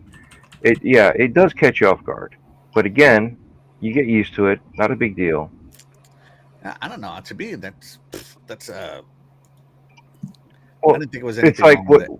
Well, the first time was, what did I just do? Didn't I just click it? Yeah, Like, it caught me off guard like that too. But then that was I noticed it. what it was. But I didn't. Like, oh, that's cool. But I didn't go out there going, "Hey, just so you guys know, this is where this is headed. Oh my God, this isn't Xbox. Oh, I can't believe this. Xbox is screwing me over again. I can't." No, none of that stuff. I have to hit an extra button to play. That's what I'm getting at. Is there a lot of people out there that are crying for nothing? Mm-hmm. That's all I'm saying. You know, especially um, Bez. Oh, okay. You know what I'm Give me talking give me a second here. I'm just clicking on something. Okay. Yeah, so even on cloud gaming, so even the cloud gaming, so this is Xbox.com Play, crazy, right? I go down here and I click on this random blueprints, right? And guess what comes up? A little hub with all kinds of information. No achievements or anything for my information, but everything has been more than one click everywhere else except on console. And maybe that's the quote unquote convenience of console, plug and play of console. I personally have no issue with it, but we'll see what happens. Let's see. Stanley Francois says this game hub updated on my Series X 2 weeks ago. Really? I have my Series X set to auto updates all the time, and I just now got it. So yeah, we'll see what happens. Let's see. Let's see. Let's see. Just everybody be nice. Here we go. Noof Nukem. Boom, boom, kaboom. Noof Nukem is in the room. Thank you so much for being here. Everyone, type F in the chat for Noof. His I don't know what Ed Town Oilers or whatever the hell they're called. Who were the NHL playoffs? The Oilers from nowhere got taken out by the Florida Panthers. Everybody press F in the chat for Noof. Poor man, poor guy. But thank you so much for being here, Noof. You are the real MVP, unlike the Edmonton Oilers. Let's see. Shout out to Seth Lord. Thank you so much for being here. You are the real MVP. Appreciate you. And as always, thank you so much for retweeting the show out. I appreciate your support. Let's see. Jacob Novik says, the question, will Xbox change the UI next gen or keep this UI as they did from the Xbox One to the Series and change it over time? I don't think they're going to do a big UI change anymore. We're not in the era of consoles where the UI can't be updated over the internet. Yeah. And I think they're going to experiment a lot with the UI as it goes along. So, yeah. Yeah, I think they're going to do the transition because think about it. If you can afford the next generation versus where you're at now or last generation, yeah, they're going to bleed off last generation. But again, they're going to, kind of try to keep it together. Xbox everything, right? So everything's going to start being a little bit more similar. And if you do a drastic jump like that, I mean, look at what this just did. Just adding the hub created like a whole internet worth of drama for some creators. Yeah, absolutely. Oh, here we go. Glinter says you can turn it off and sing TLC. I don't want no hubs. A hub is a pop-up that gets no love for me. Right, Terry? That's how it goes, right? Close enough. Let's see. Yeah, Jacob Novik, I agree. I really want the UI to get rid of those ads. I mean, yeah, I think the UI definitely messes up backgrounds and dynamic backgrounds. A lot of times they cover up the dynamic part of the background. So yeah, I don't know. Let's see. So Noof says this hub stuff, I'm not bothered. Yeah, exactly. I'm just trying to read. Dreadpool typing F in the chat. Tell us Ray with an F. Glidzer with an F. I mean, come on, think about it. Flashback with an F. Jacob Novik, yeah. You're talking about a team that has never seen snow, and they beat the team that lives on the ice. Oh! Getting spicy up in here. Let's see. all in love. That's right. All in love, man. Let's see. I'm just trying to catch up to the chat right now, right? And yeah, even Carlo, our new viewer, says, I like this new feature. I don't mind pressing that extra button. I like it. Yeah, absolutely. I like it too. Absolutely. But if you're a kid and you're sitting next to your mom and you pop it up, wait a minute, hold on, how many hours you got in that game?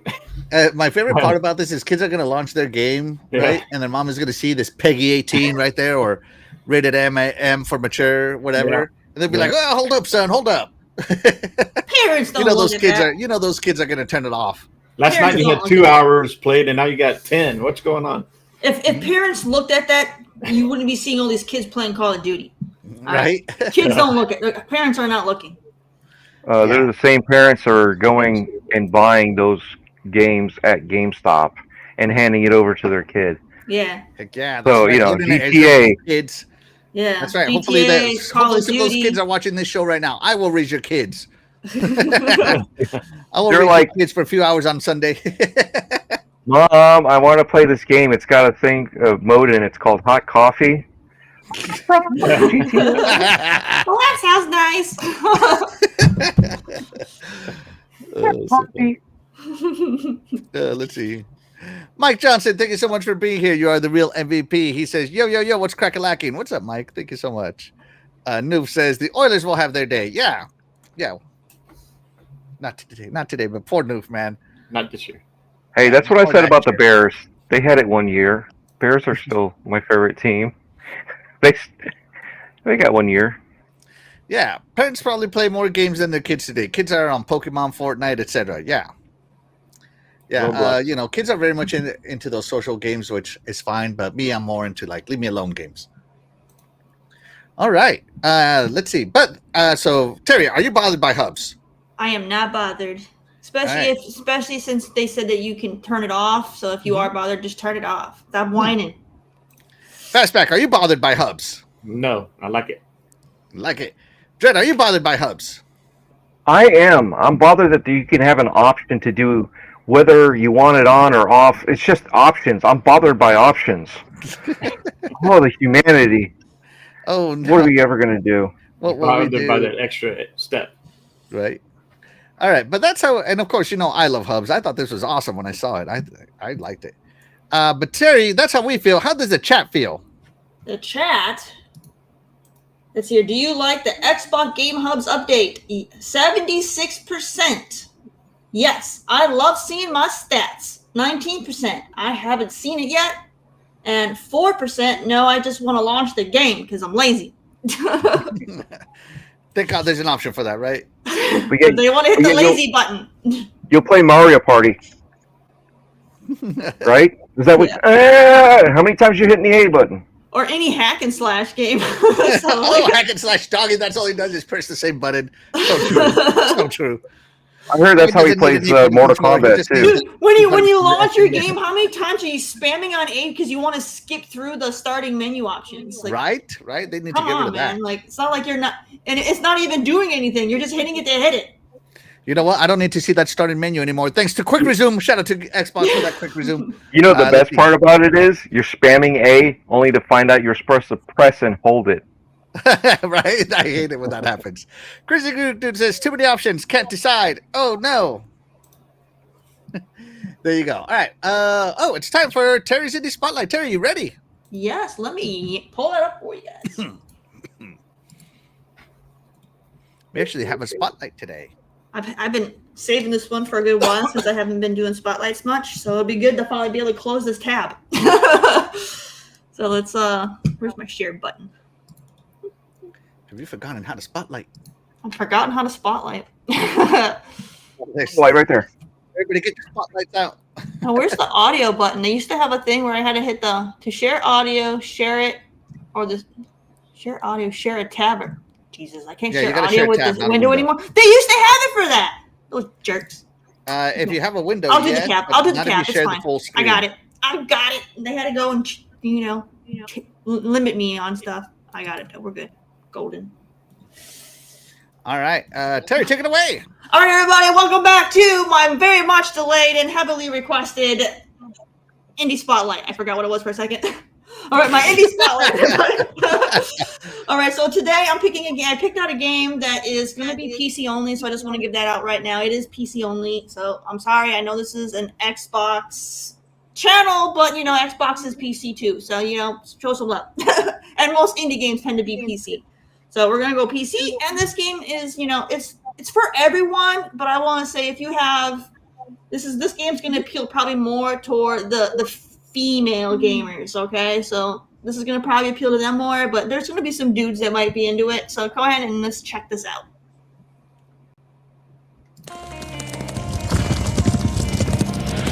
I told you I'm done. I'm not spending another night here.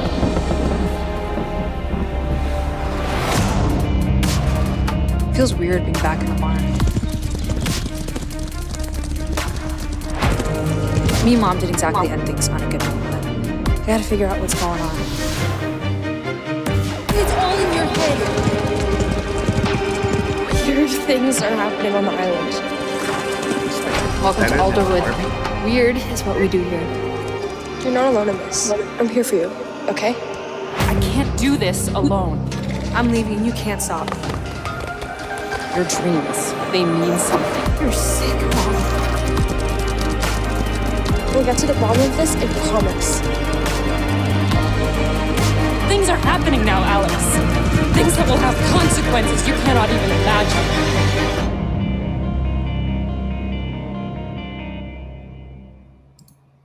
All right, you guys. So Equinox Homecoming. Now this is horse MMO. So you know, it's a true horse game. It's not an RPG that has horses in it. This is an actual horse game, but it also has you trying to do solving a mystery because you got to solve the disappearance of the main character's mom.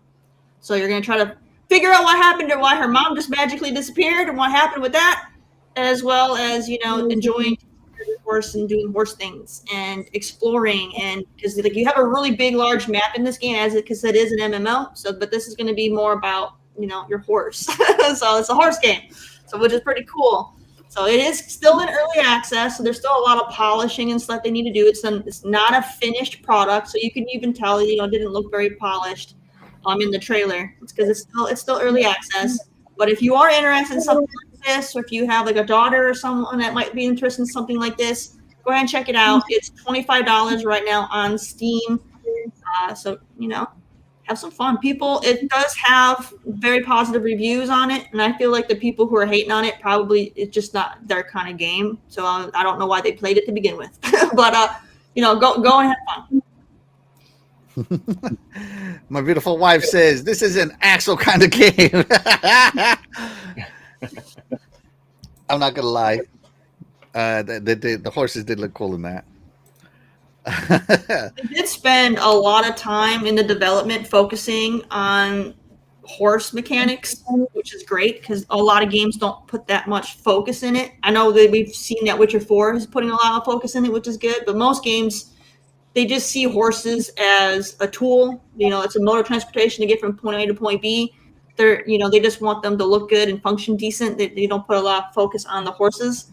So this one's, you know, a lot more focused on the horse. So for what do you call you guys? The equestrian fans? Yeah. Equestrian.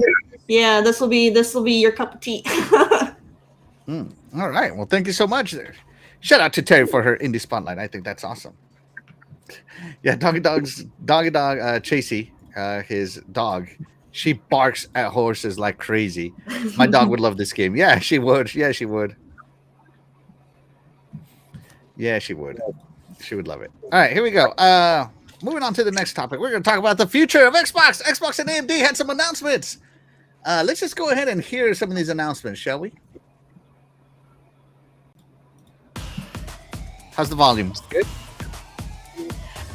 At Xbox, our vision is for you to good. play the games you want with the people you want, anywhere you want. That's why Yep. we're investing in our next generation hardware lineup across console, handheld, PC, cloud, and accessories.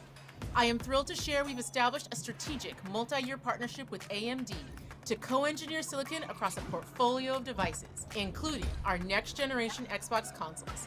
in your Consoles. living room and in your hands. Together with AMD, we are advancing the state of art in gaming silicon to deliver the next generation of graphics innovation, to unlock a deeper level of visual quality, and immersive gameplay and player experiences enhanced with the power of AI, all while maintaining compatibility with your existing library of Xbox games.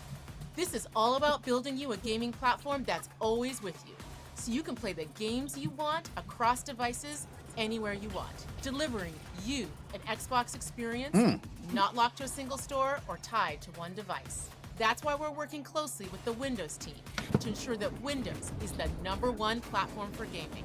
Woohoo! The next generation of Xbox is coming to life, and this is just the beginning. We can't wait to show you what's next. All right, there you go. So that was the announcement from Sarah Bond. How dare Microsoft want to put the focus on a Microsoft operating system? How dare they? How could you do this to me, Xbox? All right, so boy, they're gonna have hubs on there. Huh? What? I said, oh boy, they're gonna include hubs on there too. So they said they launched their multi-year partnership to co-engineer silicon across a portfolio of devices, including future first-party consoles and cloud. So that's cool. So now instead of kind of adapting these to places they weren't meant to be, they're gonna make it. This, the requirement for the chip has to be this, and this now. Not just, hey, it's got to be a good console chip. No, it's got to be a good console chip, a good handheld chip, a good cloud chip. So all these chip requirements. Oh, and it's got to have AI, of course, Copilot. So, oops, am I on the wrong screen? I am. Sorry, my bad. Here we go. So that is what was said. So, Microsoft will continue its partnership with AMD for another Xbox hardware generation. Now, with the exception of the OG Xbox, which featured, who's the competitor to AMD? NVIDIA? Yeah, an NVIDIA card. Every Xbox has had AMD chips in it. Right? So no surprise there. If you're in the know, if you know, you know, kind of thing, right? Mm-hmm. So that's kind of cool that they're just continuing that. It also confirms that Windows and AI will play a big role in the next Xbox, as it was always intended to. Microsoft, when Xbox was first started in Microsoft, it started off as a Windows CE gaming platform, and they stripped it down so hard that it turned into its own gaming platform, but it still uses the Windows kernel. The best Xbox games in your library will also be playable on this new device. Yeah, so I noticed, a lot of people, I picked up that they said consoles. That's kind of cool. Yep. So they're going to launch the Xbox Series S2, Series X2. Right, Fastback? Maybe. Like me and you, I'm hoping it's a hybrid. Maybe the handheld that they're working on is like the Switch, where you can dock it for handheld. Yeah, give me a dockable Xbox. Yeah. Yeah, that's what I want. That's what I want. Let's see. The Xbox Series S and Xbox One use AMD chips, and the same goes for the rivals. So this announcement is really not shocking. It's still good to know that the new Xbox consoles are coming, and they'll be sticking with the tried and true AMD technology. We next learned that the next Xbox console will be enhanced with the power of AI. Dredd, what do you want your AI to do? Everything, basically. You guys forget, we have machine learning already on our Xboxes. What is machine learning? Oh, AI. Again, AI is being used as the label for everything now, and everybody's got issues with that for whatever reason, that they don't want AI to take our jobs, but AI has been out there. We've been using it in different formats. It's been known as different things. Remember the typewriter? Oh, what is the personal computer, right? The personal computer was a typewriter. Oh, that was also AI. What's Photoshop? Oh, that's a form of AI also. Again, nobody labeled it like that, but what I wanted to do is to do more, especially with older games, emulation, stuff like that. I wanted to do to make the product better, not use it as a scapegoat that, one thing takes care of everything. I want them to actually mold what AI is going to be doing with these games. So if it's emulation to bring back some of these games. Again, these next consoles will be, like we talked about, kind of a hybrid. So I am what? A Kinect fanboy. Yeah. I think we're going to be able to download the PC version of this, and we could modify it, and we can play our old Kinect games. That would be great. That would be great if they did it themselves. So if you have the Kinect and you have the adapter, plug it in, you can play the old Kinect games. I want AI to, I don't know, figure out a way to get that 60 frames a second for you. While you can't do it physically, it'll do it for you to figure out those things. Again, there's a lot of stuff I want AI to do. Make the game smaller, right? Higher resolutions from low res. That's what they were doing already with machine learning. Same thing here. So I want it to be something that will take care of everything, but I don't want it to just do it on its own. I want them to my AI curate to it. play my game for me so I can unlock more achievements. No. Just saying, you know, because I don't have a lot of. I just want to watch myself play, right? Kind of like we used to watch ourselves race in Forza. Well, back like on older fighting games, you could set two fighters to just endlessly fight. Yeah, that was cool. Let's see. Both PS5 and the Nintendo Switch 2 use AI to upscale resolution. Huh, interesting. But the Xbox still has higher native resolution. Interesting. On certain games to 4K while freeing up more power to stabilize performance and frame rates. In all likelihood, this is the kind of tech Microsoft will be employing too, although it would be interesting to hear if any further advancements have been made. Oh, you know it. You know it. Terry, what do you want your AI to do? What do I want my AI to do? Sorry, your Xbox AI. What do you want Cortana to do for you? What can Cortana do for you?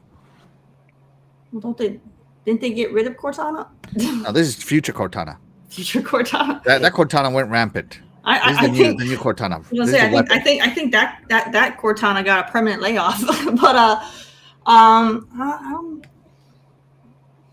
don't know. I mean, AI does already so much stuff that, you know, I don't really know what I really wanted to specialize in for me for when it comes to like my games, or is it just for like how like the hardware works, or I don't know. I'm easy to please for the most part, so I can't really think of anything that would really stand out for what I would really want. I guess if they could use AI to just help with the games just running smoothly, you know, I'd be happy with that. You know, I just want games to play well and to look good, and that, you know, that's all I really need. You know, help with what do you call it? I don't even know where I'm trying to go with it. So that's basically it. I just want everything to just work the way it was intended to work. That's all I want. Just have stuff work the way it was intended. And you know, we've gotten to the point now with when they release stuff, everything's always broken. They never release it how it was intended. It's always, let's release it and we'll fix it later. So let's just make stuff work as intended. Yeah. I don't know. We'll see what happens. Let's catch up with the chat a little bit. Legendary Yobi, oh, he's with me. I'm happy they partnered with AMD and not NVIDIA. Yeah. Doggy says that the blue team is so butthurt over this. Yeah, and the handheld, right? Let's see. I love this. UI will be the same on cloud, PC, console, cloud, handheld. So we're getting AMD server blades in Azure, and that is why we don't have much upgrade for the xCloud right now. Yeah, they're going to make that chip do some work. Let's see. I hope AI makes that second button press for me to start a game because it's so tough to do. Yeah, let's see. Happy Cloud Gamer. So Insider and Windows have an option to log into Windows. So looking forward to see more in the UI for Windows if they're going after Steam. Will there be an option for Windows? I think the Xbox UI is going to be coming. Yeah. I use Copilot every day now. I use AI in some aspect almost every day. I want the AI to cook and clean the house. Yeah, that's a good AI. That we have a current name for that AI. It's called Maria. Let's see. So yeah, the AI at the hardware level, to me, it might make the emulation better or more hardcore, because now if they can actually throw the 360 or the OG Xbox chip on that chip and have it run natively, they no longer need to license any of these old games because they'll be running on native hardware, right? Instead of emulation. Even though I do love the emulation because it upscales, it gets rid of some of the bugs, stuff like that. It adds HDR, all that good stuff. The back compat team needs to come back and bring me more games. But I'm as a collector, I do love the collection aspect of it all. So yeah, I do want AI to do that for me. I'm just so excited for AI, especially when AI is built in. That means that game worlds are going to be more detailed. For all of you guys are like, oh, it needs to be more real. It needs to be more real. It needs to be more real. I don't care about real. I'm trying to get away from real. It needs to be more fun. That would be nice because when you think about how they do things now, they'll make like a couple trees and then they just copy and paste those same trees over and over and over and over and over to get like a full forest or whatever. Mm-hmm. So it would be nice to have it look more legitimate. Yeah. Like those textures, those bark textures won't be repeated. Yeah. Even though if I was a developer, I'd repeat it. Why? Because I'm Chet. Well, it could be randomized, but yet repeated through that randomization. Yeah. That's the other thing is, like you were saying with the FPG, you won't need a chip. You can use the AI to create the chip that's an FPG for that emulation. So again, there's a lot of stuff that can happen. It could give you a lot more customization too, because when you think about, let's say like Borderlands always advertises about how they have like millions of guns when it's literally the same gun, they just changed like one spec on it. So like, it'd be nice to have AI could actually design millions of different guns instead of them just have the cop billions of guns. Yeah, we got all these guns, but in reality, you're gonna get the same gun on mass repeat with a different stat on it. Mm-hmm. So. Yeah, no, I think it's gonna be cool. Especially the part I like the part where she said consoles. Mm-hmm. I love that. So even if the future consoles don't launch at the same time, a lot of people have been suggesting that Xbox is going to get out of the generational system and got into just a constant upgrade system, which kind of like phones do. Right, so like the next console could be the handheld, and then the next console after that could be another actual legitimate console. Oh, here's that was the X2. Oh, but now we're launching the S2 or whatever, right? I think that could be cool too if they stagger launches throughout the year. That'd be interesting. And that's where the UI would stay similar through each launch of each anymore. Right. So yeah. That way, as they do the improvements, it's going to be improved for the handheld, but yet all the improvements that they've done for the handheld will go for the console. And then when they do the next one, it'll have those considerations in there, and then they'll just keep on tweaking and fine-tuning it. That's all. I don't think AI is bad in gaming as long as it's used good, and it seems like Xbox wants to do it for good, which is to enhance my gaming. Yeah. Right. And then go ahead. The AI could tell these developers that, here, hold my beer. I'll get that 60 frames to work on the S. Right. I mean, seriously, think about it. They can go through code that we couldn't go through faster. Mm-hmm. Yeah. You're missing a semicolon right here. Exactly. When they have all that code, they have to find that one tiny little error. Yeah. I mean, I use it when I do stuff with the smart house. All the smart features that I have. Yeah, we use it to make pictures for ourselves. You just type in what you want. Sometimes you got to do a little bit of tweaks here, and you finally get what you want.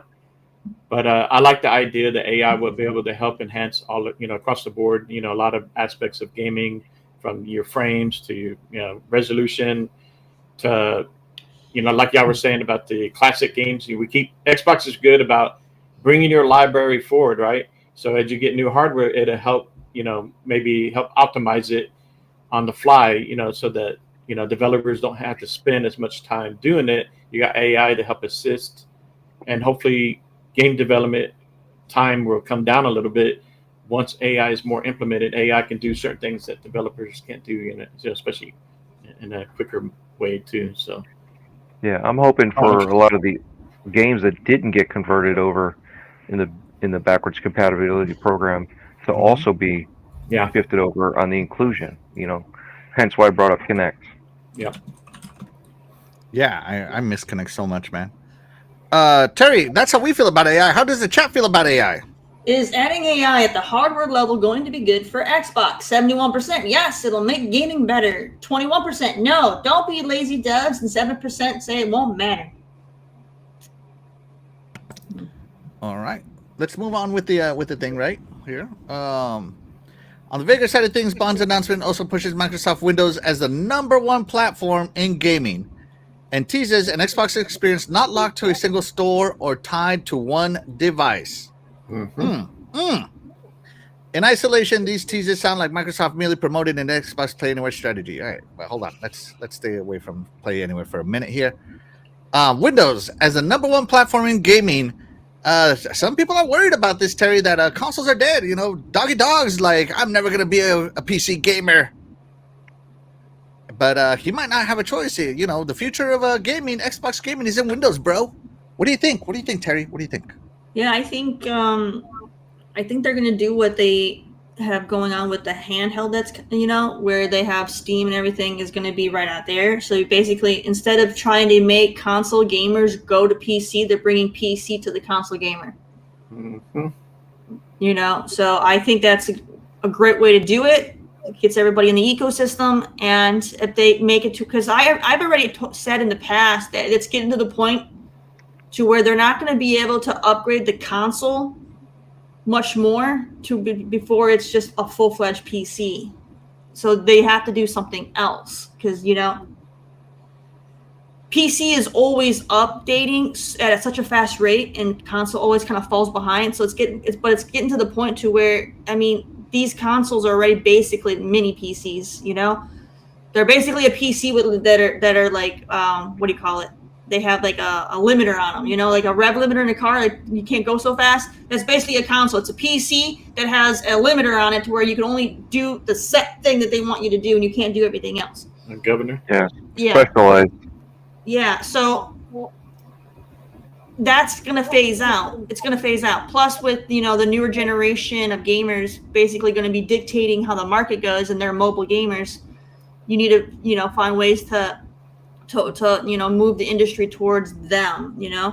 So all this kind of plays along. So if they basically can have their whole ecosystem, and it's going to be the same on console as well as handheld, to where they can kind of do everything. A jack of all trades. That's going to be fantastic for them, and it's going to so like what a lot of us hardcore gamers, we tend to buy multiple platforms. But now if you don't have to buy multiple platforms, and you can just buy Xbox, and now you can have majority of the platforms in one ecosystem, that makes more sense. So I mean, this is going to be, I think this is great. I'm all for it. And the fact that they're going to focus more on Windows means it'll be even better for the mod community too, because let's face it, a lot of these games that, let's say like Bethesda, when they make their games, they really rely heavily on the mod community enhancing their games for them. And mods are primarily done on PC. So like the PC gamers are modding all their games, and they're having all this fun to keep their game alive, and console doesn't really get that too much. And then when we do get it, it's like years and years later, and it's irrelevant. So having that Windows kind of built in like that, to where maybe people can start modifying their games on console too, I think that'll be another way to help keep the longevity on these single player games and things that kind of fizzle out over time.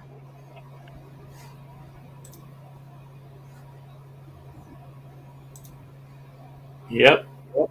Did Axel go muted?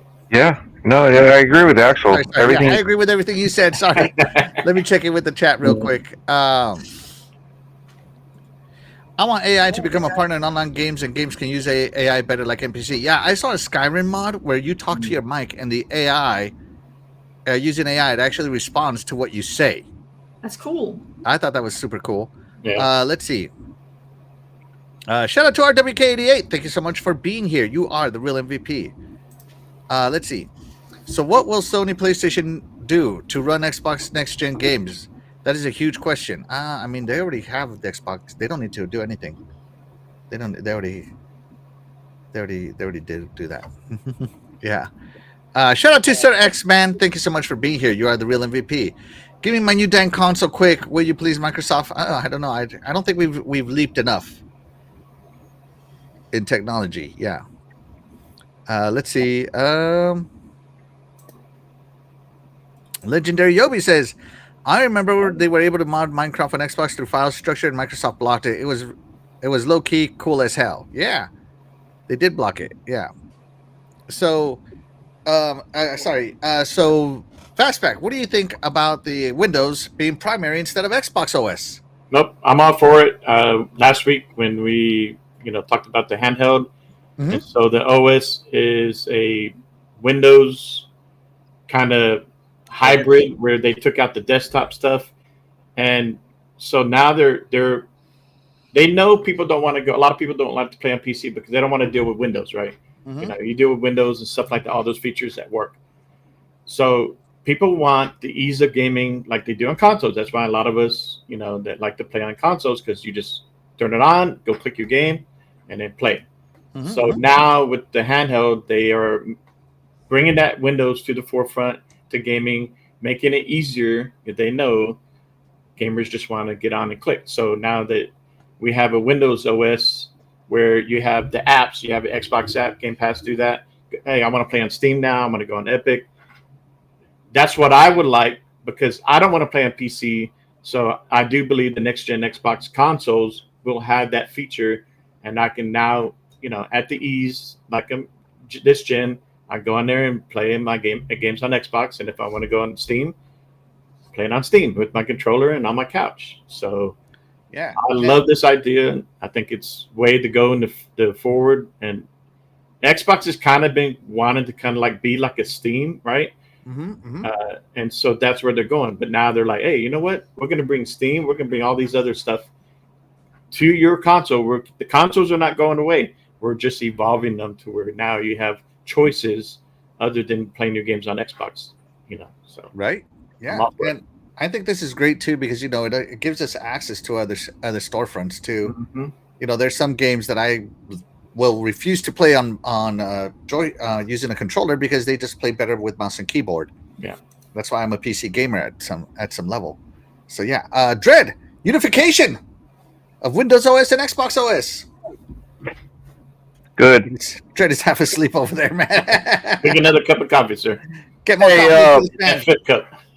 Well, bring this man more coffee. Think about this.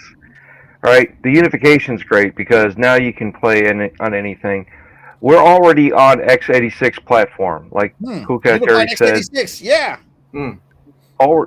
Both consoles, okay, both PlayStation and Xbox, already on it. They're just specialized with their limiter to only play this way, right? So they have their certain specifications, and having it opened up so you can play Steam, you can play Epic Games, GOG, all that stuff. The Play Anywhere strategy works here.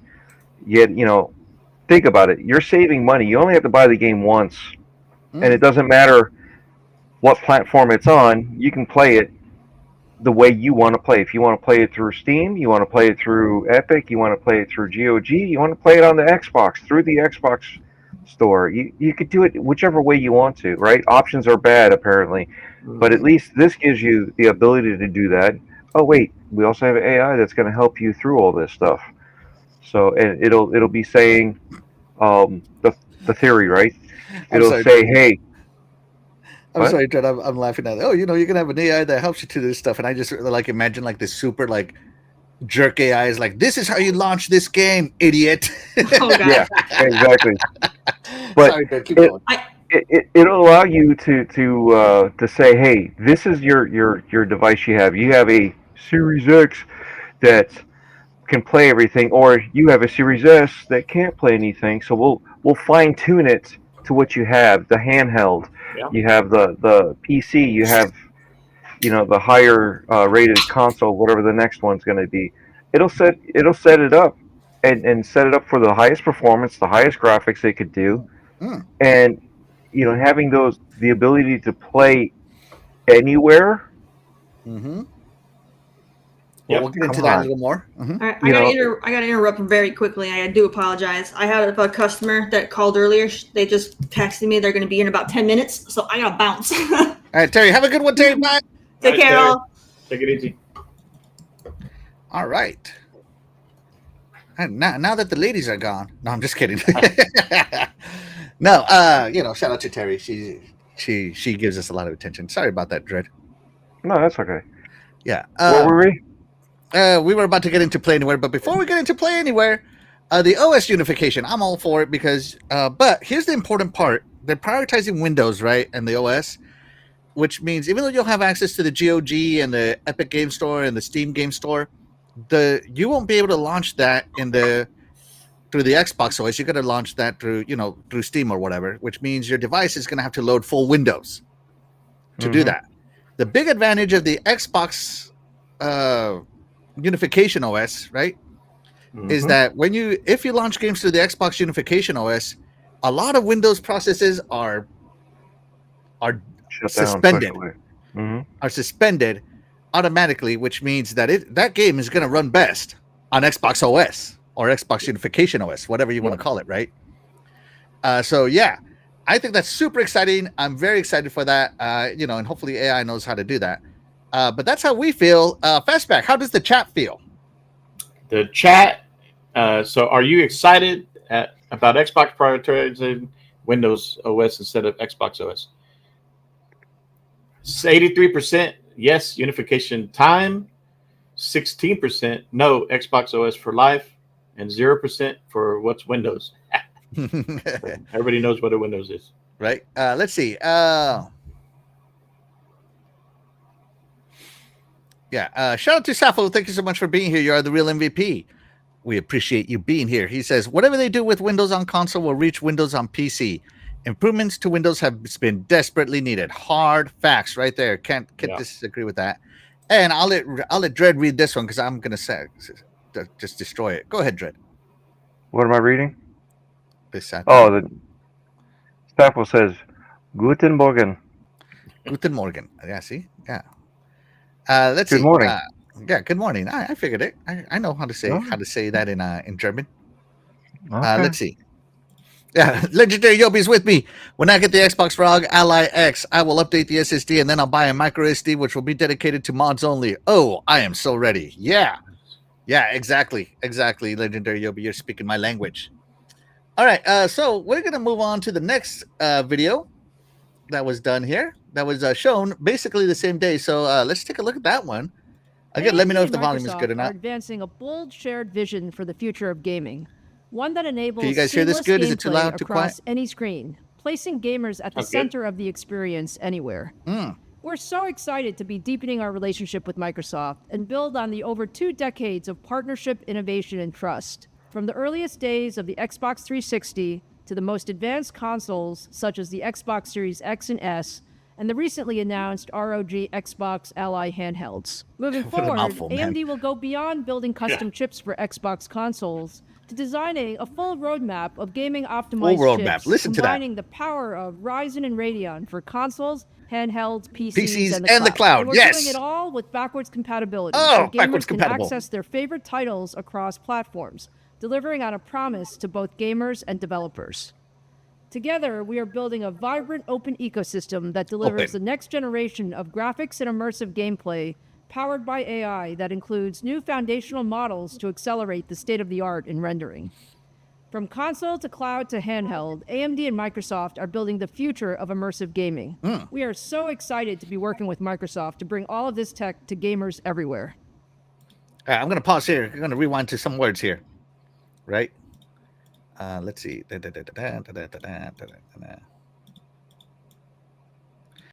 Okay, so right here, she said, moving forward, AMD will go beyond building custom chips for Xbox. So, those, what they're not called GPUs, they're called APUs. APUs. Thank you, Dredd. Thank you. APUs. So they will go beyond just building chips.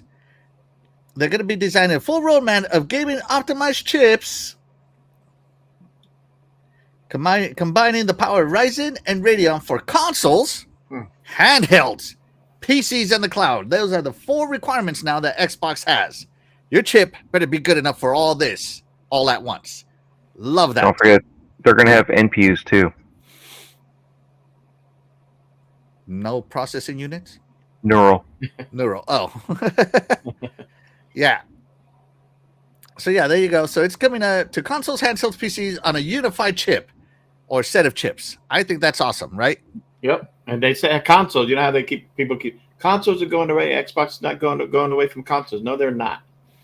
So my buddy Doggy, he doesn't have to play a PC. He can stick to his console. Yeah, Doggy. Exactly. Console for And he's life. still playing on PC, but he doesn't know it. Yeah. It's just dumbed down for him. No. No. It's Hey, we're doggy doing all down. this with backwards compatibility, so gamers can access their favorite titles across platforms. Now, what platforms are they talking about? Consoles, handhelds, PCs, and the cloud. Backwards compatible. Are you telling me I get access to my entire library for all of that? That would be sweet if I could access my Xbox games on my handheld. What I love about My it's like, OG Xbox. I'm playing a game in on my Xbox One X in my gamer, right? Then I decide, you know what, I'm gonna go chill out in the living room, and then when I go turn it on, it says, "Oh, you're switching from the X to the S. Here, let's switch." You know, now you just resume your gaming like that. I love it. So, and if they do that all across the board, like when I get the handheld, I go switch on there, and then boom, it'll load up to my game where I was on the console. So I love that. The only improvement I can say to what they need now, like let's pretend I play like I'm playing a game on my Xbox, and then I go somewhere else and I load up my Kishi or whatever, right? Through cloud, and I go to play that game through my Xbox, and I launch the game, it won't automatically detect my controls. I have to shut the game down and relaunch it so that it detects now that I'm using my Kishi controls. So it doesn't sync as well to the cloud. Yeah, so they need to have like, which controller is going to be the active controller of the kind of Nintendo Switch-ish style, right? Yeah. That's the one big improvement, right? Sappho says, and presence on console has been huge for them. Why hasn't Intel done this? They can easily do it. They could do it, but Intel is doing different things, Yeah. Yeah. So yeah, I don't think these chips AMD custom to Xbox is not the same what is on PlayStation. There is a difference with the AMD chips. So the next big point I want to bring up here, Dread, is that she says together we are building a vibrant open ecosystem. What is open right now, Dread? Windows is open. Anybody can use Windows, right? Yep. I mean, it is so open that developers can access Windows at the kernel level. Okay? So hopefully Xbox OS won't become that open, but I'm just saying Windows is. And so, the Xbox ecosystem is now becoming an open ecosystem. Is this good or bad, Dread? Take us through it. It's good because that means more people devs will know how to work it, and the fact that it's open. Again, you can work with Steam, you can work with the other games, and get it to relate to everything. Again, Play Anywhere, games will have access to everything. It just depends on it's not closed off, and there's a lot of tweaks that they can do that we normally wouldn't have access to. So there you go, open. So I think this is important because remember what I said earlier that launching an Xbox game instead of a GOG game or Steam game or whatever, you're going to be launching with the Xbox OS, Unified OS, right? Where it suspends a lot of Windows portions of the operating system, freeing up RAM. And so if it's open, that means, hey, the Steam games can also have access to that Xbox OS to launch in there, right? Again, unification of gaming.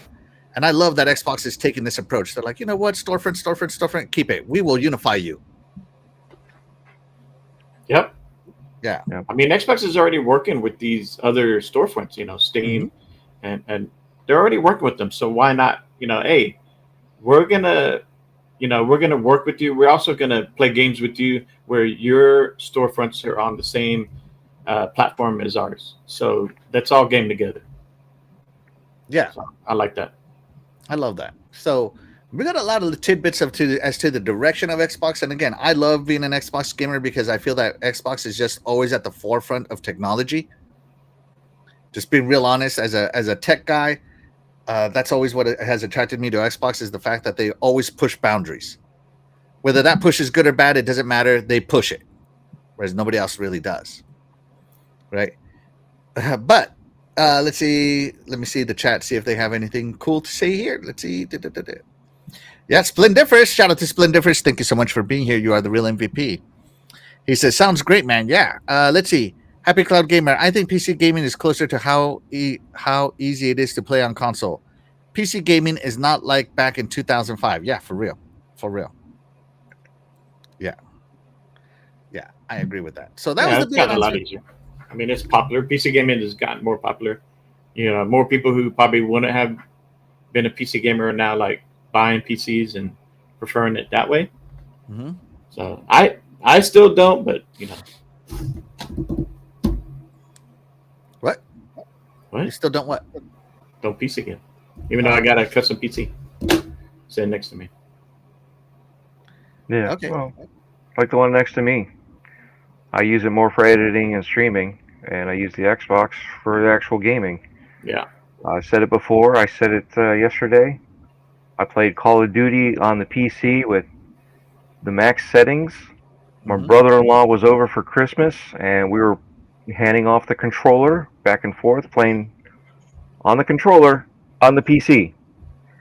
He walked away to talk to my wife, and I switched over to the Xbox. Started playing there. He came back. I handed him the controller. We went back and forth a couple of times, and I said, "You notice PC's off, right?" He's like, "How the hell are we playing?" And I'm like, "We're playing on the Xbox. He didn't even notice." So again, this is the level that these next generation consoles are going to be at. They're going to be PC-like. Yeah. Finally. Right. And think about this. A while back, when Phil got into his first position of running Xbox, he was talking. He wanted to get Xbox to the point where it's like a PC. So instead of upgrading the whole thing, you just change out the graphics card, and now you have the next level of console without actually buying a whole new thing. You just swapped out the graphics card. It's good to go. Yeah. So AI will be a factor in that too. Yep. Give me more RAM. Just food for thought, man. It would be interesting if they do open it up that way. Yeah, I mean, as far as consoles, you know, be a bit well, more popular. Look at the expansion card, right? Yeah. Everybody can upgrade the memory on the PlayStation 5. Not a big deal. Everybody can do that, right? But it's a hassle. But if you just plug in that card like Xbox has, you don't have to open anything up. You just plug it in and it works. That's the whole beauty of it, is plug and play, right? That's the reason why we have USB, and now we have USB-C, because you don't have to worry about which end do we have that we need to plug in. It just plugs in and it works. Thunderbolt That's what 3 or 4, whatever we're up to now. Well, yeah, we're up to technically 5. Yeah. Yeah. But again, it's there. It's just getting the consoles to that spot. It just makes them more and more as a PC as we go on. I mean, our phones, mini PCs, right here. Pretty much. Yeah, my phone has ray tracing available on it. I'm just pointing that out. No, seriously, think about it. This is the next step in evolution for us to be in cyborgs. Think about it. Without this, we are lost. You know, any question you have, what do? That's what you do. You're looking it up. So you have information readily available. You want entertainment? Here you go. Play games, watch movies, watch YouTube, whatever. Cyborgs. This is our step of cyborgs. Yeah. And, this is, I shall call you Cortana and you shall be mine, kind of thing, right? It's up there. So, yeah, this is all good in my opinion. I don't have anything wrong anymore to say about it, as I'm not a full tech guy. I just love following the tech. Let's see.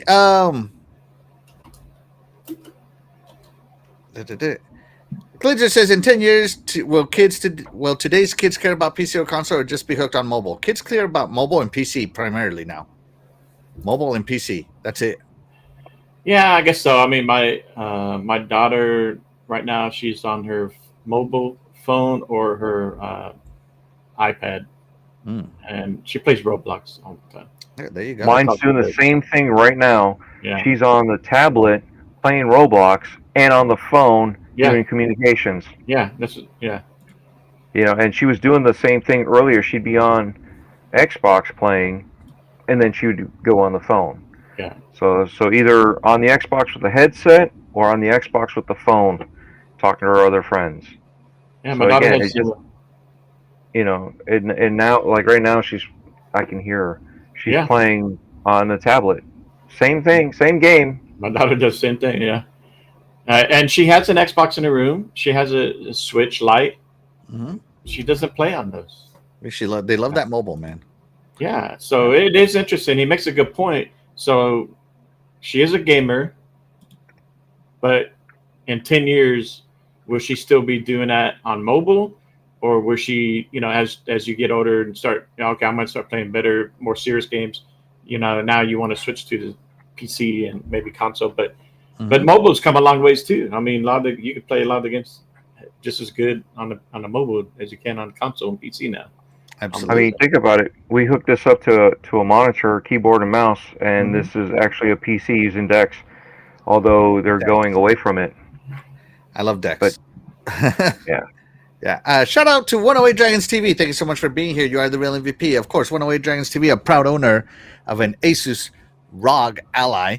Let me know. Do you have the Z1 or the Z1 Extreme? Let me know. Appreciate you being here, by the way. All right. So next topic here. Let's move it along. This is still the future of Xbox. Play Anywhere. So they had the Play Anywhere showcase, right?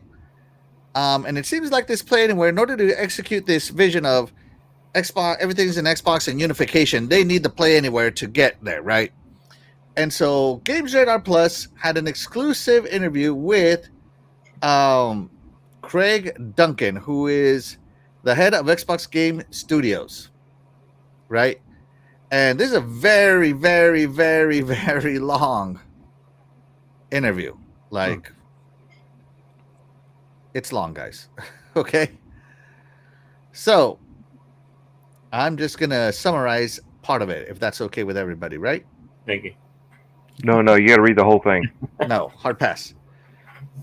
So, there are over 1,000 supported Play Anywhere's titles, right? But I don't care about the stats. I care about the quotes. Let's go about the quotes. Craig Duncan says, we're really investing and refining the experience of playing your games across multiple devices, says Jason Beaumont, VP of Experiences, blah, blah, blah. What I noticed about my console is that it was just one of a constellation of gaming devices that I use in my house. I'm using my console, my gaming PC, my handheld, my smart TV apps. I play games everywhere, and I want to be able to pick up my progress and continue that wherever I go. So, in short, right, just bullet pointing this whole thing, right? Play Anywhere is becoming central to Xbox's future, allowing players to buy game once and play it seamlessly across console, PC, handheld, or cloud with progress and entitlements shared. I think that's super cool, right? Xbox leadership, I'm just going to go back to my bullet points because I read this and took notes. Yeah. Xbox leadership, including Phil Spencer and Craig Duncan, see this as a cornerstone strategy to expand their ecosystem, especially as more players use multiple devices and console growth slows. The two daughters up here, they have the consoles, but they're playing on not the consoles. Right? Let's see. Developers are largely supportive, seeing the benefits in reaching wider audiences. Studios like Rebellion and Squanch Games are building Play Anywhere directly into their upcoming titles. That's kind of cool, right? Microsoft built partnerships for Play Anywhere, like with Asus. And the evolving infrastructure shows its platform flexibility to regain competitive ground. I think that's awesome. And ultimately, Xbox Play Anywhere may evolve from convenience feature into a defining pillar of the entire Xbox experience, as it should have. I experienced Play Anywhere way back in the day, and I think it's awesome. You know, I mean, as a gamer, you benefit. Buy the game once instead of here, and then on Steam, and then somewhere else, right? Your progression, seamless. You pick up your Dreadpool gave us an example of his game continuing on the console. More flexibility, for your handheld devices. If you're traveling, hey, guess what? You still got it all, right? And it's better value. I mean, just being honest, like games are getting expensive, and having to buy the game once for my console, once for my PC, once for my handheld, that sucks. In my opinion, that sucks. I hate it. Well, don't forget, Microsoft and Xbox have the ability to play the Blizzard games, so you can actually continue wherever you play it. It's a little hook that they can do for the PlayStation. So that was a talking point that they would be able to. You could buy the game on PlayStation or Xbox, whatever, and you would still be able to go to PlayStation and still use your progression across it without needing to buy the PlayStation Plus to have a save game for that progression. So that's the whole thing about Play Anywhere, to be able to give you that access. So just pointing some stuff out that they're looking at doing. Yeah, no, it's all fantastic. I think that's great. So that's the summary of this long thing. Recognizing that everybody plays in different ways is just so central to what Xbox is trying to achieve, right? And so, when as a gamer, you kind of, what does this mean for me? Well, if you have Xbox Play Anywhere, you get game ownership, one purchase across devices, right? Cross progression is there. PC integration, full day one releases, right? Cloud and handheld support with like the ROG Ally and Cloud, and the ecosystem focus, meaning it's platform agnostic, right? If you're Team Blue, you gotta buy, God of War on PlayStation or God of War on PC, right? If cross progression, maybe if you pay for it, right? You got to pay for cloud saves, maybe. It's not automatic, right? PC integration, well, yeah, it's there, but it's delayed by 2 to 4 years. Totally delayed, which sucks. Cloud and handheld support, I guess you can say that PlayStation has cloud support, but not the big first party ones, unless you have the PlayStation Portal, which technically only streams off of the PS5, right? And the ecosystem focus for them is expanding the console first. I think that sucks, right? If you go over to Team Red, the game ownership, well, it's only to Nintendo hardware. It's even more limited, right? PC support, super limited, right? Cross progression, I can tell you right now, I transferred everything from my Switch to my Switch 2, and I played a little, I saved my game, and I go back to my regular Switch and load that same game. That save is not there. And I have Nintendo Switch Online. It's not there. I'm just saying. It's rare. People have lost multiple hours on a save that didn't transfer. Mm-hmm. I mean, they had these, let's just say thousands of hours that they've invested into these games, and everything is all of a sudden gone. That's a bad deal. Yeah. It's just, I don't know. It's not good to me. I love my Switch, but I'm limited to the Switch. Cloud and handheld support. Well, the Switch is natively handheld, so I guess that's kind of cool because it's hybrid console. They got that ground covered, right? And then the ecosystem. Well, Nintendo's 100% hardware exclusive, right? That's just the way they rock. So you can see the differences between Team Green, Team Blue, and Team Red. Team Green is about bringing their games everywhere because they have the power of Microsoft. Yeah. What was it? I think it was Dirt Griggity who said it. Be the behemoth you are. Well, they are becoming that behemoth finally. They're flexing their muscle, and to flex their muscle, they got to get away from tradition. Yeah, they definitely games are not exclusive to just a console. They want to be play anywhere. And yeah, you could. It's like some people like, well, if I could play the same game on PlayStation or the Switch, then why should I play on Xbox? That's fine.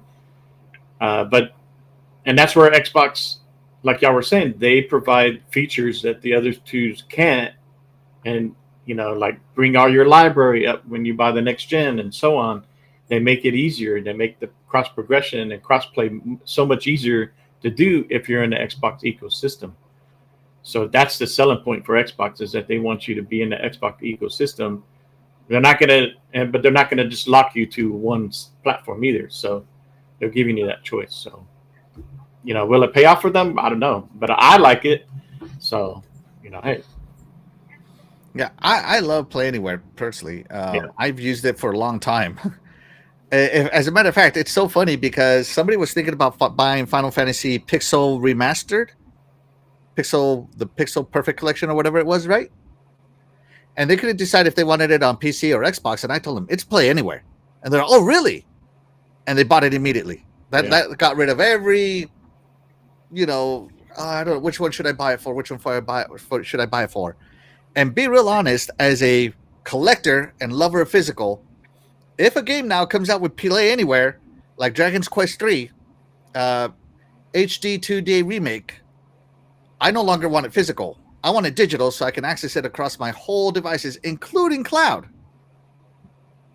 I can launch that bad boy on cloud even though it's not on Game Pass. So I love that Play Anywhere, that I can access it even on cloud. So that has now become a purchase factor for me. Mm-hmm. Is this game Play Anywhere? If it is, digital. If it's not, physical. That's the way I've become. But even if you buy physical and you go in and load it up, will it not give you that same Play Anywhere? Like it's going to load up into the cloud anyways. Like no, not really. Right? And not native cloud. I mean, I can still connect to my Xbox from the Bahamas. Yeah. And use my Xbox as the server. But that's a long way for data to transfer. Yeah. Versus if it's true Play Anywhere, I load to the Bahamas server. Right. So that's a difference. Yeah. So, like I have Unicorn Overlord physical, right? I'm not going to buy it digital because I already have it physical.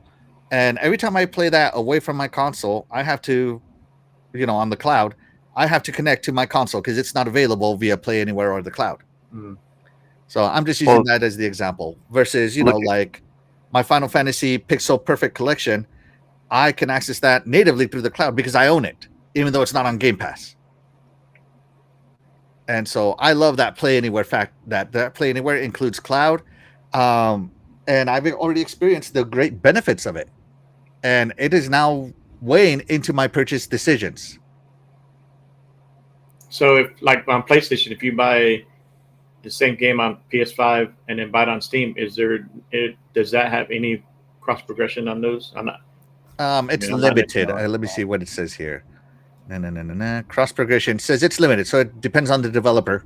Yeah. So cross progression and cross tie is mostly to like Fortnite and other people like that. But I don't know if PlayStation has had. I don't double dip my games as much as I used to, as there's so many of them now to buy. So I don't buy them like I used to. Yeah. Yeah. Well, Dredd, you good? Yeah. No, I was thinking. For me, Virginia is the closest server for Florida. So for me to stream from my console makes more sense. But again, like you said, to stream from your closest server is better for the Play Anywhere titles. So again, it just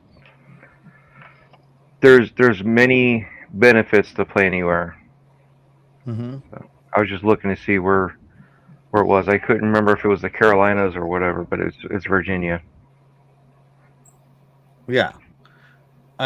We'll see what goes. Dredd, are you good to go, man, or do you got to dip? It's up to you. Where are we at now? This is the last topic of the day. We're just going to finish this up. Yeah, let's finish it off. All right. Let's see. Shout out to Mr. Kima. There he is. Shout out to Mr. Kima. Thank you so much for being here. You are the real MVP. Says good Sunday morning, people. Absolutely. By the way, guys, there's a Play Anywhere poll in the chat. Be sure to vote. It only has 5 votes. Come on, guys, vote. And Sappho says, no, you no longer need a PS5 to use the portal. Okay. Are first party games playable on the portal? Like if I wanted to play Astrobot and I bought it, can I play it on the portal through the cloud server or whatever? I don't know. Let me know, Sappho. I don't know. Sappho says the Switch 2 is amazing in my opinion. I freaking love mine. I love mine too. I'm just letting you know that it's not cross progression like Xbox will. Right? Let's see. Sappho says, I waited for Final Fantasy 16 to hit Xbox just because of Play Anywhere. Is Final Fantasy 16 Play Anywhere? I don't know.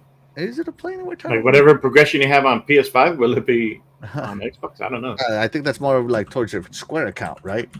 Maybe, yeah. Let me see. Is it Play Anywhere? Let me see. It is Xbox Play Anywhere. Holy cow, it really is.